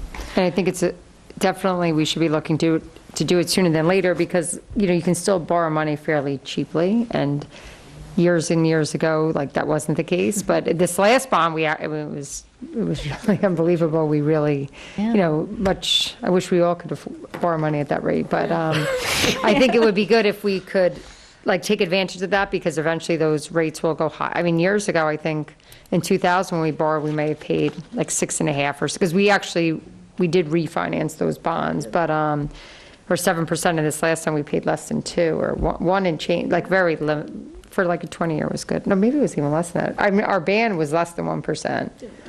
So the bond was. Who picks up the other 42 cents? The state? State. You get reimbursed for Over 15 years. I mean, it's a really good deal. Well, anyway, For Maureen, now. thank you for all your work on Oh, no that problem. and for getting us going on the bond cycle and getting us talking about it, because we really do need to do that. Yep. Okay, next, finance. Would somebody like to present on finance? Oh, I'm happy to if you'd like. So Finance Committee, we met today, and really it's beginning the process of looking at what our budget expectation is for the 2018-2019 school year, operating under the premise of a rollover budget, whether we're above budget or below budget. Our current observation is that we'd operate at a budget deficit, which a budget deficit of $400,000 to $500,000 is an initial observation, not to overreact to it, but it's an important step in looking at where we are in reserves and how we will work together to think about both the coming academic year, 18-19, and budgeting for that, but then looking beyond and budgeting for 19-20, 2021 and beyond. So that's really that's a substantive part of today's meeting. Okay, thank you. And we'll, I anticipate we'll be in pretty regular touch as this unfolds. Great, thank you. I have a question, and I was thinking about this earlier today. The enrollment and the projection, how is that created, that enrollment? That's the attachment that you said, disregard that attachment. Oh, yeah, disregard that attachment. Oh, okay. Oh, but I mean, was it related to the way I had the numbers growing? Enrollment really just rolls over, right? So like this year's kindergarten becomes next year's first grade. This year's first grade becomes... Right, and that was my question, and I didn't see... Yeah, that attachment I realized was not the one. Okay. But the one that I sent you all a couple of weeks ago, that is where we were like in September, and so if you just took all those numbers and rolled them up one, you would see our estimate for next year. But the attachment from today, disregard. Yeah. Sorry, and let me just add one other thing here for community members that are watching. If you go online and you do look at this agenda in its online format, you can look at these things and you can take a look at the 5-year projections and begin to familiarize yourself with our very initial projection numbers. And to the extent that you're engaged in the topic, you can reach out to any of us on the board to discuss it further. So the information is there. It's publicly available, and we are here to discuss it and want to discuss it, and think it's just sort of part of being civically engaged with the funding of this district. Well, and I think to that end, Tim, also recognizing that there are certain aspects of the budget that are pretty fixed because they're salary-based, they're insurance, health insurance, retirement, right? And so, so people who are watching and who are looking to engage, there are certain aspects of it that we don't have much flexibility around, but there are others that we do. And so that input, I think, is important, especially as we look at a long-term plan, right? Like, not just right now, but what does it look like 2, 3, 4 years? Thank you. Okay, next is Health and Safety Committee. The things that we talked about, there's an app that they're using for security right now. It's a new one this year. It's called TAP app, and it replaces 911. I think it was Share 911. Share 911. It has a lot more user friendliness to it. It's less expensive, and it really helps people to know. It helps with things like knowing where all the kids are. So everybody has their roster, who's supposed to be in their classes, and then you close your doors, and then suddenly you're like, but Timmy's gone, and somebody else can say, oh, you're looking for Timmy? I got him here. So, you can do it all on phones, which is a little bit of a challenge in this building. But No, but and it's also web-based, so you could be sitting at a computer realistically, but it allows you to update even to say, if there's an intruder in the building. I just saw him in the, first floor of science, whatever. So it's sort of like a wiki. I mean, everybody puts in this is what I can tell you about it, and so and the police are clued into it, or they're tied in. They have the same thing, same app. And they actually have it themselves for the village. Yeah. Like they have it for their own village, the village of Hastings, which they heard it from here, and then they actually got it before us. So they use it for all their employees. Yeah. So they're going to be doing. I guess they probably will have already started. They're doing staff training with it. Yeah, we started training with the administrative team last week. Yep. So that's a good one. There's going to be ongoing safety training. Sorry. Just a quick question. I'm assuming TAP app is not free. No, but how much is TAP app? How much is the? And you don't have to answer now. Oh, it's like $500 for the year. How much? Cheap. 500. And it's less than what we're paying for that share. We were paying 6,000 for the Share 911. This is like it may be 600 or 700, but it's through BOE, so it's aidable. So it may cost us 300. And it's actually created by by our security consultant. It has all our floor plans. The gentleman who does our consulting. He made it himself. He built it himself. No, he paid. He paid to have it developed. Yeah. Great. That's great. Yeah. It's a good product. So there's also some ongoing safety training. These are the building level teams, so that if there's a health emergency, largely, or primarily related to health, they'll know exactly who's supposed to be sort of coming together. They're working on that. They started talking about it last year, and they're kind of still trying to get the training going. They've gotten some equipment and things through the police department, I think, as well, the tourniquet apps and things like that. So we talked a little about outside groups and security protocols from outside groups being in the buildings. One of the things we talked about sort of ties into the security guards and how people come in and out of the buildings. And we talked about using a badge system, an electronic badge system where people have to come in and they have their ID be scanned, and then that pops up and they end up with a badge that shows them and everything else. A lot of different school districts use it. Right now we just have, somebody signs in at the front door, and we're not necessarily, checking thoroughly enough for, sort of a greater comfort level. So Maureen had recommended doing it, and doing it, it sort of gives you an instant background check on the person when they come in. You can check the sex offender database with a lot of schools do use that. Like if they scan your license, John Smith shows up and he gets run through the database and it shows. You take it and you put it into like this little skidding, and it goes, it like links to the DMV. I don't know.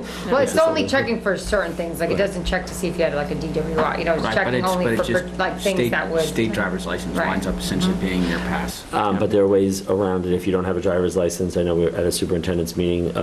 One superintendent, I can't remember from where, but it's talking about how there are many illegal immigrants living in his community, and so asking them for a driver's license would not work. So the programs do allow for you to take like a birthday and not social security number, but some other number that it would in essence do the same thing. So. And you don't necessarily have to do a background check. It could just be to ask. It could be to just get an ID and create a badge. I mean, it doesn't. Right. There's different levels of it. Some people don't run. Then we switched over to food. So in the cafeteria, last year they had started this Try It Tuesdays, where they're just sort of trying to introduce kids to different foods, healthier foods that they might want to add to their diets. Anyway, so we used it last year, and they're starting up again with it this year. I mean, it was reasonably successful. Some things are bigger hits than others. So that's going to happen again this year. We talked a little about the policy. And that'll come back to the policy committee, but by and large, there's really nothing for us to do because of the fact that we're not really taking Title I money, which was what the change that was recommended for. Right. Really needed the rewrite for, and we won't need to do that, but we'll officially wind it up through the policy committee. And then, Maureen, you were going to, I think, review it with Jesse. Yeah, I know. So that hasn't happened. Well, Jesse was out at a conference too last week. So, I mean, it's been a little I can't crazy. blame it on him. This is- Okay. and traffic came back up again because there's a Village Safety Council. And they apparently are having some sort of an engineering study be done. Yes. So we were hoping to sort of piggyback along I with that actually got the engineering study. information on it. Did you? Yeah, the person reached out to me. And so, but looking at drop-off zones and the locations for crossing guards to see if there are better ways to do what we're doing. We did try this several years ago. I'm thrilled that the board is not going to be running the engineering study. Eileen, is that happening through the school or through the village? Because So I know the there's a village. transportation working group. There is, but That's different, Marisa Silverstein. Silverstein and I had gone to a village meeting, like The Village Safety Council. safety a few weeks Yeah. back. Or was it the Evening meeting. transportation meeting? It was the, Transportation. no, it was No, the it's the safety it was the council. safety Safety council. council. I mean, for some reason, they're two different, but that's, and now they themselves are trying to get together because a lot of what they're doing is Makes repetitive. sense. But we went to meet with them just to speak about some ideas we have for drop-off zones, additional crossing guards. Because the village is responsible Is for the the crossing guards. responsible, They right? pay So for we've them. and- been trying to work with them. But anyway, so. And we talked about creative solutions, even having kids go out there and be crossing No, you guards, because can't- other communities do that, and I'm just saying they do. I got a letter from the state. That's what I from- said we should do. They had, you said it, that's right, but I got a letter coincidentally, like literally last week from the state saying, Don't even think about it. try putting your kids in a vest and have them learn about safety Oh, programs. really? No, really? Yeah, it's Okay, right. go ahead. I sent it to Gail. I did. I was as well. So Kaylin's gonna be, she's gonna be doing it. David gets Katie. Well, that's the concern, because we had asked about putting our I'm own. not kidding that the letter came from the state as a suggestion. But why, see, that would be interesting, Tony, if you could send it to me, because we had offered to even use some of our personnel, but we were told that it's illegal to have anybody from the school, only the police department could oversee and hire the guards. And they said that that was their law, I mean, I'll check, I'll see, it should be in No, Gail's but I'm just possession. being- I think the chief would be very appreciative if we had a backup group of people kids. who were willing to do the crossing guard thing. So, yeah, if we can sign people. right now, they're unwilling to do anything with it, so. 8th graders, you wanna graduate? Come on now. Can I bring up my recurring crossing Nightmare? guard issue? What was that? Nightmare? Recurring nightmare? My little crossing guard pet peeve, which is that at places that crossing guards are actually standing where there are traffic lights, that they teach the children to Cross against the traffic light. No, well, I would like them to teach them to not cross against the traffic lights and to, instead of stopping the traffic when the traffic has a green light, that they stop the child when the child has a red light, and then teach the child to cross when the light's green. This is particularly an issue for me at Five Corners. I think because then I see kids when the crossing guard isn't there, running across that intersection when they can dodge the cars because they are being trained from a young age that that's how you cross over there. And, it seems... I actually think we should bring it up with I brought it with up. the chief. I because have it's brought it actually, up, I agree with brought you, it up Donna. here, brought it up. If you've ever been there at the Five Corners, it's ridiculous. It's insanity. What they and for the car, that is not a corner where a car is expecting a crossing guard to come out with the stop sign at them. If they have a green light, they are going through that intersection. They're not expecting that. The other places in this village where there are crossing guards, there are not traffic lights. And I understand the point of Except on having a Warburton. crossing guard there in addition to the light, because you're crossing across Broadway and Farragut. But it just makes no sense to me that the crossing guards. Yeah, but I Yeah, and know so for what a do they- fact, at least 5 times, Yeah, so when you've brought it up with them, what is they're not their... supposed to do that. Right, that's, Well, I think the bottom line message is what you're teaching kids is ridiculous. I mean, it's ridiculous. Yeah. 'Cause you're not teaching them what they need to learn at the. I guess it's But when just you cross the they have street. challenges with somebody, There's it's hard one to other find place one. in town on Warburton where Patty Minozzi is a crossing guard, where there's a light, but otherwise. But we had asked why that one's there and not the one on Woburn. Okay, so I'm done. Are we done with Policy? health and safety? Yep. Okay. Policy, Donna. Sorry, it's just my pet peeve. Policy and my computer. Your other won't pet, stop up. not that peeve. But I guess it doesn't. Policy, hold on, let me get my computer to open up again. There we go. So we met on October 10th, as our health and wellness folks said. They're in the process of reviewing the health and wellness policy, and if it doesn't have any updates this year, then we won't have to bring it back to you. There's several policies that are on the agenda tonight for first read. One of them is something that is that had come up with the administration last year, and we sort of finally got the wording nailed down in terms of language regarding kids coming back to school after an extended illness or injury. We didn't actually have this language at all in our policies, and it was a request coming from our administrators. And last spring, Roy had sort of queried some other districts and found some suggested language, and Tony is so eager to be on our new policy committee this year that he has pushed it ahead for a first read. I got it done. He got it done. They were ready. They really had it done already. It just fell through the crack. I think it was late in the year. Actually, it didn't even fall through the crack. So yeah, they it were ready to was go. at the very end of the year.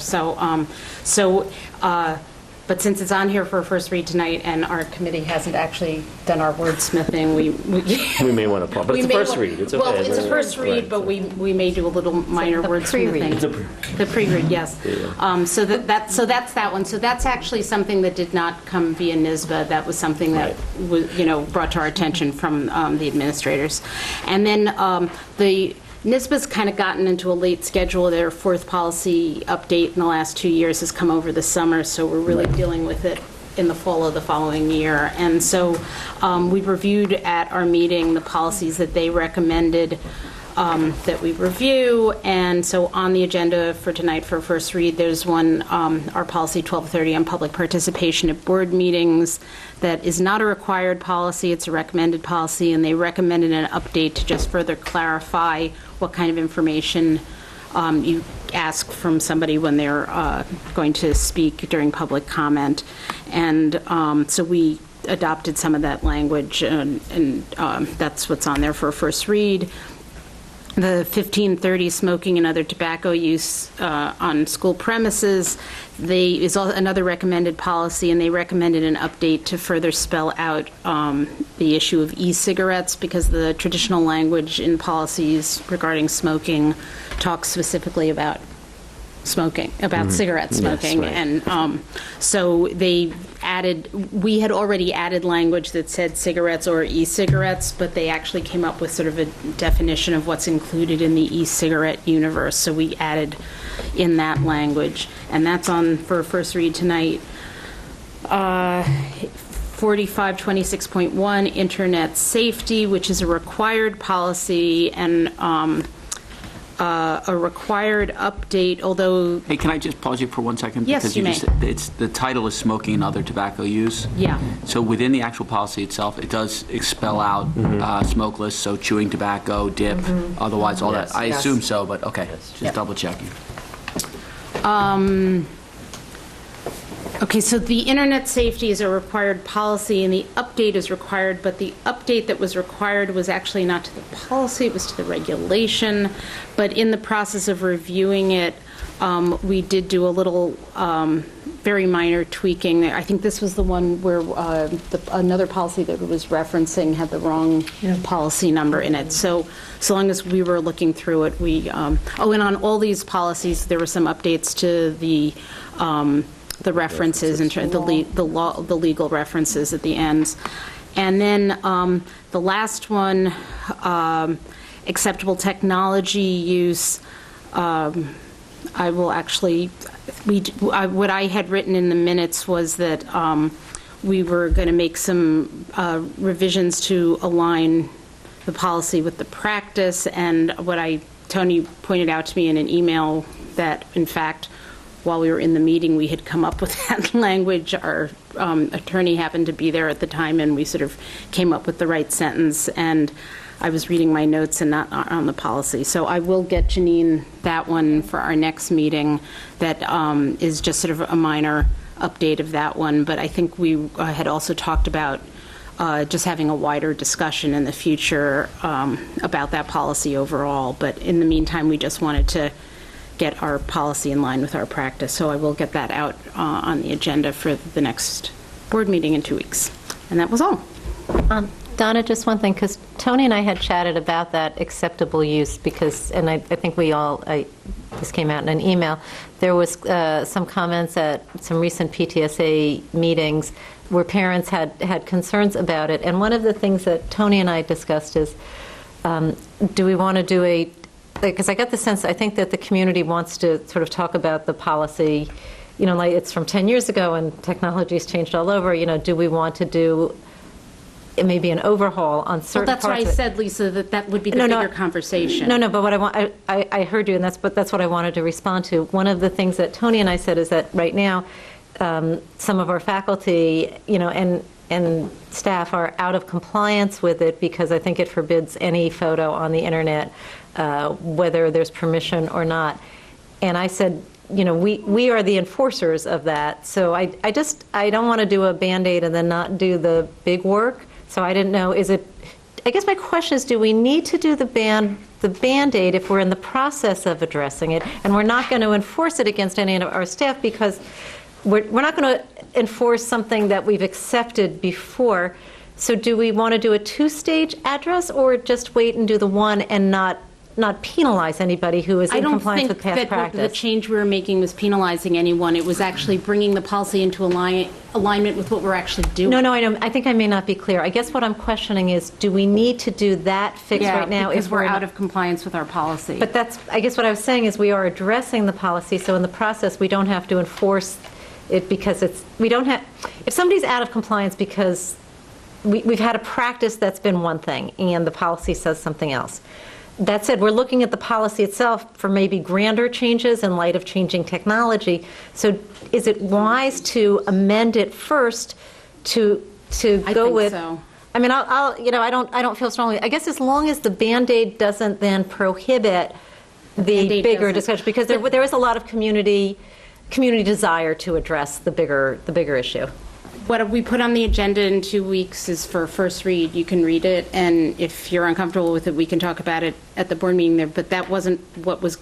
I can't recite it to you off the top of my head because I don't have it with me. But the language was simply bringing us into compliance with what we've actually been doing for a lot of years. If what we've been doing isn't what we want to do going forward, that's a different conversation. Yeah. There's no reason that it precludes changing it in the week after we follow. I mean, after we agree to it. I mean, there's no. Okay. Yeah, I mean, we've updated policies in very and close that may be a succession. much longer discussion. It might take a couple of months. Whatever. Yeah. So this gets us in compliance, and then we can just move from there.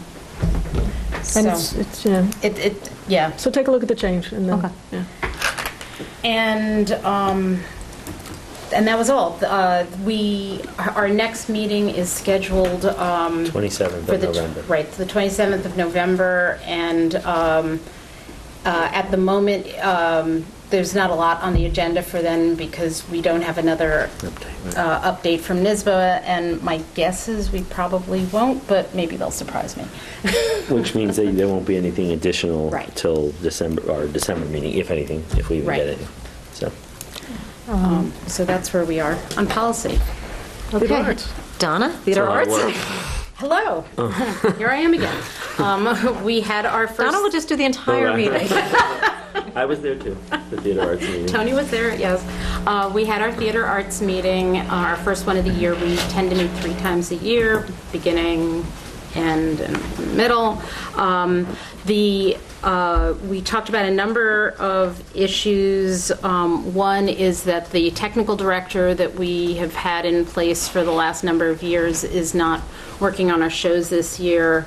And Gerard has found someone that he's hired for the first show of the year, and it hasn't what we found in the past was that it ultimately works much better to have someone who's hired sort of for the whole season, because unlike the directors and the other people that work on the individual productions, the technical director really, it's important for them to sort of bridge the gap from between shows, because Take down the sets. there's a lot. Yeah, there's a lot of work. Like after one show comes down, restocking, making sure you have all the right supplies and everything ready for the next show, and just making sure the auditorium is in a, is sort of situated properly for any other things that happen there in between and whatever. So having that continuity is really helpful, but because this is somebody new, I think what they're doing initially is they've hired the person for the first show, and pending how that goes on both sides,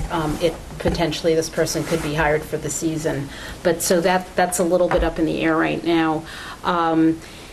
And in addition to that, there's a new person building sets this year. It's 2 people. Yes. And that was pointed out to you all in an update recently about those 2 gentlemen, Julio and Tony, I think. No, it's not Tony, it's Eric. It's Eric, yeah. Eric actually also works with Lori down in Riverdale, where she also works. But Tony Wan, who he was here in Hastings and had been building sets for us for a long time, is not doing that anymore. So there's a fair amount of turnover right now in terms of the staffing, and the theater department is a difficult one because of the fact that it is all sort of Schedule B appointments. This is not like our music department, which those are all full-time employees that are here all the time. So it just kind of adds to the complexity of doing all this. But be that as it may, they are off to a flying start. The 4th grade production is coming up this Friday and Saturday. Lori Walton is directing that. She's got 44 kids in the production. And what they're doing is a series of musical numbers having to do with the ocean, which I believe is also a topic that they're studying. It's the theme of the school year. We're all fish, we swim together. We're all different fish, but we swim together. Yeah. It's their core values at Hillside. And so that's the production that she's doing with them, and it's followed during the fall with the high school play, which is actually not either the 7th or the 3rd. It's the 17th and the 18th. It's Shakespeare's As You Like It, directed by Rachel Weinberg. And then in December, the 8th and 9th, we have the 7th and 8th grade musical directed by John Riss, which is going to be The Sound of Music. And it's not even The Sound of Music Junior. It's the real. It's the real Sound of Music. Wow. It's a lot of play. And, it's a lot of play. And, I expect you all to be there. So those are the 3 productions before Christmas vacation, holiday vacation. After that, coming up the rest of the year, the 6th grade musical directed by Lori Walton is in January. 7th and 8th grade 1 acts directed by Rachel Weinberg is in March. 5th grade musical directed by Jonathan Riss is in March as well. High school musical is in April, directed by Lori Walton. And then the Playwrights Festival that Rachel Weinberg does at the high school is in May. And none of those that come after the holiday break, do we actually know what productions they're doing yet, but those are coming up. They'll be figuring that out in the near future. And I think that is it. That's correct. Thank you for your report. And thank you for your work on the Theater Arts Committee. Okay, advocacy. I'll just bring us up to date on the advocacy effort that we did about 2 months ago. And just to remind everybody, the SUNY Charter Schools Committee has been charged by our legislature that they are allowed to now create rules and regulations for charter schools. And they proposed their first out-of-the-box one, which was to reduce what is required to become a teacher in a charter school. I'll use the slanted term, water down the charter school teacher certifications. We discussed as a board, and we decided that we felt that all students deserve top quality teachers who've done the required amount of study and student teaching, so we submitted comments. And the process is The committee puts out the rules. There's a public comment period of 45 days. Many groups and people put in comments. And then what is supposed to happen and what actually did happen are two different things.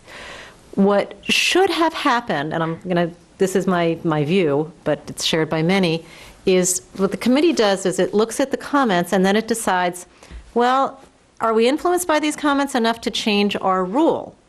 And that actually happened here. So they revised the rule. I went through the revisions with other, more state-level working groups, and we didn't like the changes. The rule itself was problematic to start with. I think it required 30 hours of classroom instruction to the student, to the potential teacher. And I'm going to forget the number of hours of teaching, but they basically said we're going to require more hours of classroom, but then they reduced the student teaching. Mm-hmm. So, they put money in one pocket and took it out of the other. And basically, when it reduces, under the new revision, in less than 6 weeks, you can become a fully certified teacher at a charter school. I think it's 1 month of instruction, 1 week of teaching, and then a couple days for some legal requirements. They did add that now you have to take a test, but the test is problematic. They refer to, I think it's the EAS, it's a state-administered test, but they said the charter school can choose to use that test, or it can make up another test, and as long as it covers the same subjects and gets approved by the SUNY Charter Schools Committee, then that can be used. So we came away saying, well, you've mixed it all up again, but what they actually did was called significant revisions. What was supposed to happen by law is you put it out for comment again, because now it's different. So people maybe who had concerns about the test may give comments. And it's pretty black and white law. But the SUNY Charter Schools Committee said, no, we're not putting it out for more comment. We're going to vote on it now. So they did. There are 5 members. There had been, when we first talked, there were 4 members of the SUNY Charter School Committees. There's a new member, whose name you'll all recognize, Meryl Tisch, the former Chancellor of the Board of Regents, is back, and she is on the SUNY Charter Schools Committee. The vote was 4-1 to approve it. I think it was 2 days after a lawsuit has been filed charging several things. One is saying you have to undo this because you didn't put it out for comments, as the law requires. And another is even going deeper, challenging whether the legislature was even allowed to delegate this responsibility to the SUNY Charter Schools Committee. So I believe it's on an expedited calendar for the court, and we're just waiting and seeing right now. So that's where that stands. And if I might add, not that this is not to a different advocacy piece I shared with you all. Earlier we talked about the calendar and needing 180 days and minutes that count towards instruction. And right now the state does not count recess towards instruction. And I would love for our board to consider potentially writing a resolution to share with the state that speaks to recess should count towards instructional minutes, in so much as, if nothing else, at the very basic level, it's physical development. And it is a critical piece that I think the state is missing the boat on a little bit right now. And they are looking for feedback at this time as they consider the mandates for next year and what's going to count. Do they count lunch? They do not count lunch. So it's not from the start of the school day till the end of the school day then? It's they look at actual instructional minutes. So they don't count those minutes in between class either when the kids are going from class to class? Well, they're a little gray on that, but they certainly don't count lunch and recess. Wow. But they wouldn't count, if they counted, kind of as I think you're envisioning, but it wouldn't affect teachers' teaching minutes. No, it would not. It would not. I mean, not here. It might affect teacher minutes else. Well, no, it wouldn't affect. You're just saying you want that 20 minutes to count or 22 minutes to count towards instructional minutes, because over the course of a week, it's 100 minutes of, whatever. If it's 20 minutes a day, it's 100 minutes of instruction where it might not necessarily qualify as direct instruction, but a lot of the day is not direct instruction either, right? Kids are really working collaboratively, cooperatively. They're creating, when you think about life skills, like that's what they're developing in those spaces. And it is something that I could tell you that the Superintendent's Council is advocating for with the state. So just something to consider moving forward. What's the deadline on it? I believe we have time. From what I understand, I want to say through December that they're looking. I will confirm though. And I can also share, I think I had shared a full paper with you all Yes, of a document. the white that, paper, yes, from yeah, Dr. Hines, from Mike.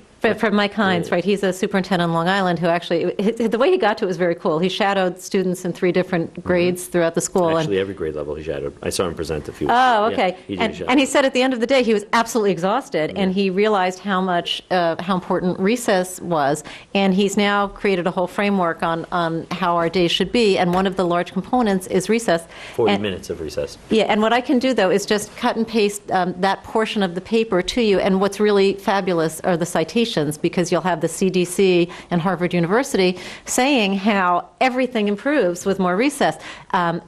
State test scores go up with more recess. Attendance is improved. Behavioral issues go way down. It's just, and children are doing self-directed play, which is how they learn independence and problem solve and critically think and all that. So I'll distribute that. Yeah. So just practically speaking, I think there's no, as somebody that certainly values being outside and physical activity, none of what you said surprises me. Makes all the sense in the world. Practically speaking, were to be acknowledged as academic time. Yeah. What would potential additional ramifications be to our school day, to our calendar, to teacher days? It doesn't change any of that, but it gives us the flexibility to really consider the instructional day a little differently. You know, when you have 20 minutes to play with, you may consider incorporating something different than you might have where you weren't worried about minutes that are counting, you know? And I think it just speaks to, if nothing else, it speaks to the fact that we build recess into the day, not because we're trying to get 20 minutes. I hear you. It gets off. to an accurate assessment. Right. And it's the comptroller's office who's really policing this, and they are not child development experts by any stretch of the imagination. And so it's really exciting to hear that there are a group of educators who are advocating, and it's great that they're even they're looking for feedback. They're doing these visits to different parts of the state to get feedback. And so this is one of the things that I think if our families got on board, community members got on board to say, yeah, we value that. And I think actually, and Mike Hines' white paper does include research that speaks to it. I mean, you all know it too, right? We've all lived it, having that unstructured playtime. While recess can be challenging for some kids, we do have adult supervision in many instances that can support that, so it's not like we're talking about, free-for-all. But just something to think about, and I'll get a date for when we would need to give feedback. I would also say I would definitely be in support of it, but also I would say that the idea of it not affecting instructional time at this point in time. But if you look farther down the road and potentially where it might go to a place where, okay, we're not going to consider it now, but it's sort of like a stepping stone to the next level in increasing instructional time in the classroom and reducing it elsewhere. And that's something we want to be mindful of. And that's where, if we can be proactive in an instance like this, it also speaks to what we value, right? And that we look at the development of the whole child. And I think at this point you all understand well enough to the point you just brought up about teacher certification and many other advocacy-related issues.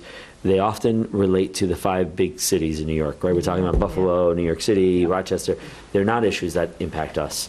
Yeah. And yet, we have many districts that feel very strongly about certain things, and as do, representatives from Buffalo and Rochester and New York City. And so, the implications that are targeting, things that are targeting specific groups and the implications it has on other districts is important. And so we do have a voice. Well, at least they're saying they want our voice. I think it's an opportunity to capitalize. And Michael's paper actually would, his research would be a really solid starting point to develop something. I'll send it around again. And by the way, just to pick up on what you said about how these rules start sometimes in the big 5 cities, but they can impact us. And I know one of our concerns we had when we were dealing with the teacher certification about charter schools is it's not really something here. I don't know if I circulated it to you, but Sadly, not surprisingly, the chairman, Joseph Bellick, of the SUNY Charter Schools Committee, gave a quote, I forget which paper, but in the past few months, saying that right now the rule is limited to charter teachers, but he hopes that it expands to traditional public school teachers. So he's already putting it out there faster than we all expected. Okay. Yeah, there are far-reaching implications from that, too, that we... Yeah. Okay, moving us along, committees, but I think we covered that already? Yes, we did.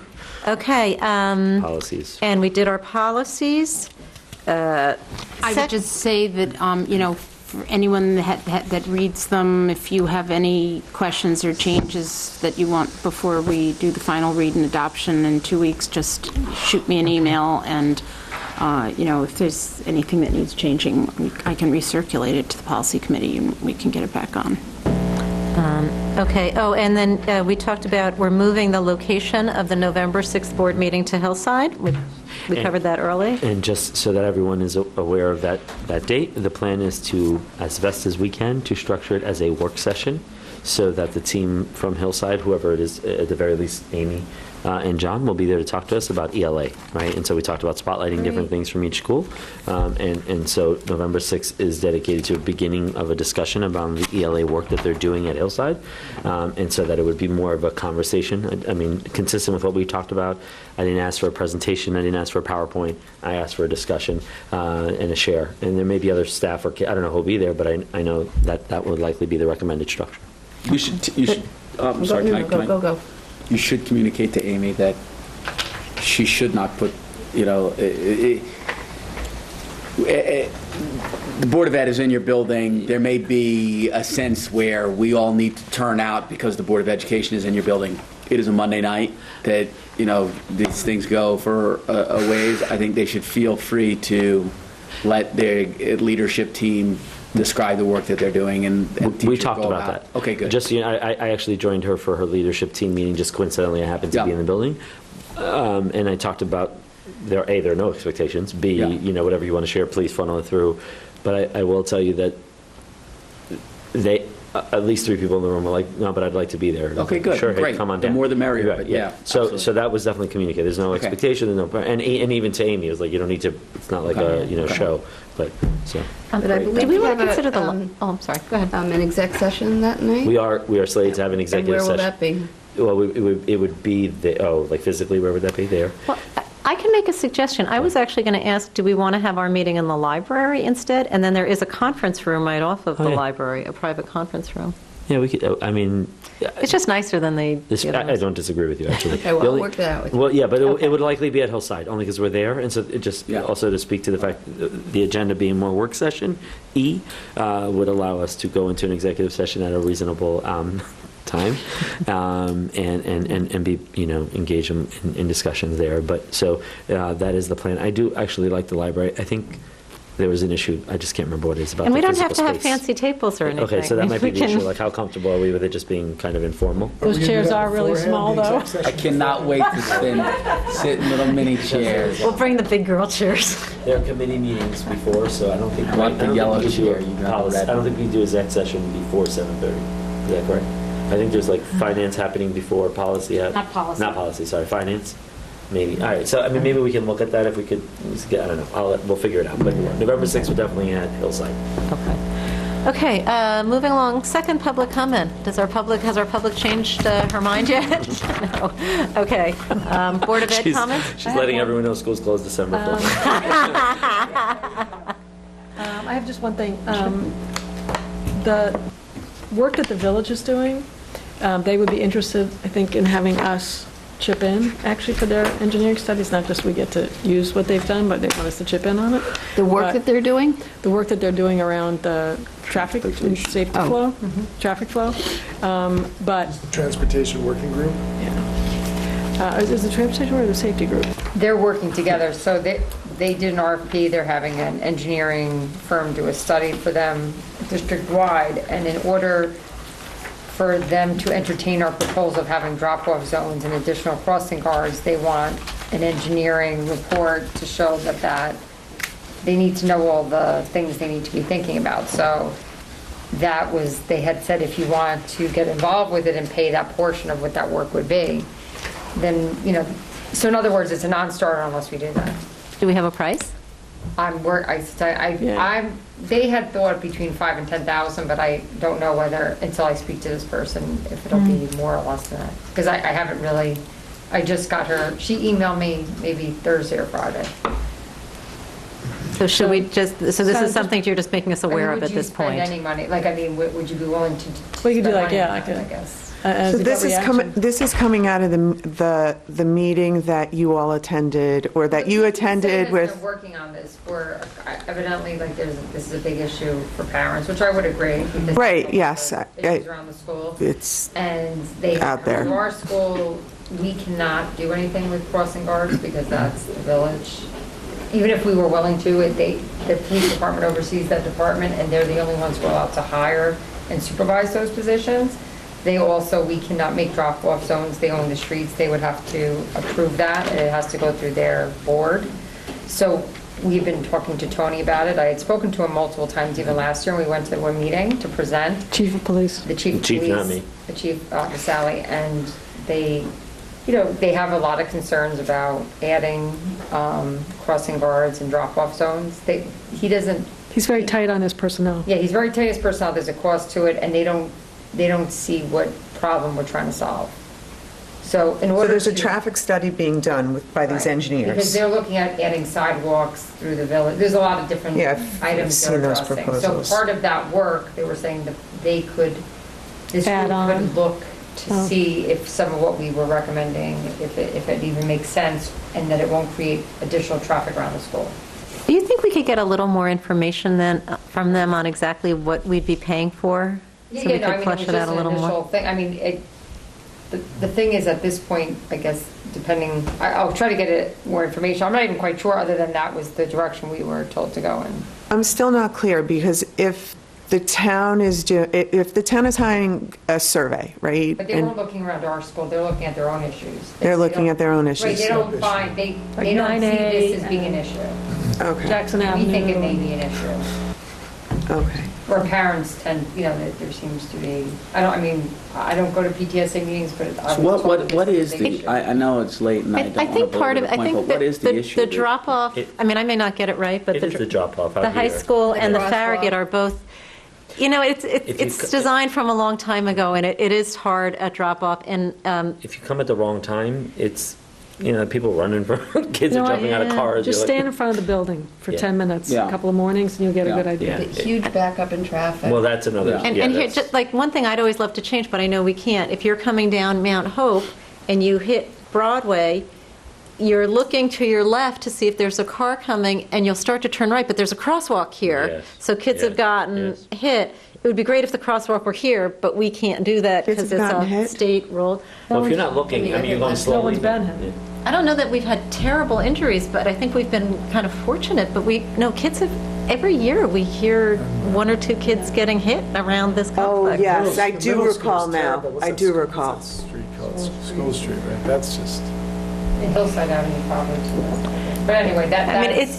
it's been a problem. I mean, we're sort of dense in here because we were built long ago, Ardsley, I think, was built, they're designed much more like a traditional suburban school Irvington district. has a good- So And it's the main road. I mean, there's a lot of traffic on this road to begin with. So it is something to. so there are issues. How to solve them, I You want it to don't know. I mean, I'll get a proposal from her, and again, I'm just worried because I've had parents approach me for 2 years as part of the safety committee at the school with their concerns. Yeah, if we could get a proposal and find out what it would include, how much it would cost, just like more specifics. And then if we didn't do it, they would do nothing in this area, Right. correct? Yes. Okay. Well, yeah. So yeah, if we could just get specifics, I think that would be helpful in informing our decision. But thank you for raising it. Yeah? Anything else? Okay, may I have a motion to close the meeting? So moved. A second? Second. All in favor?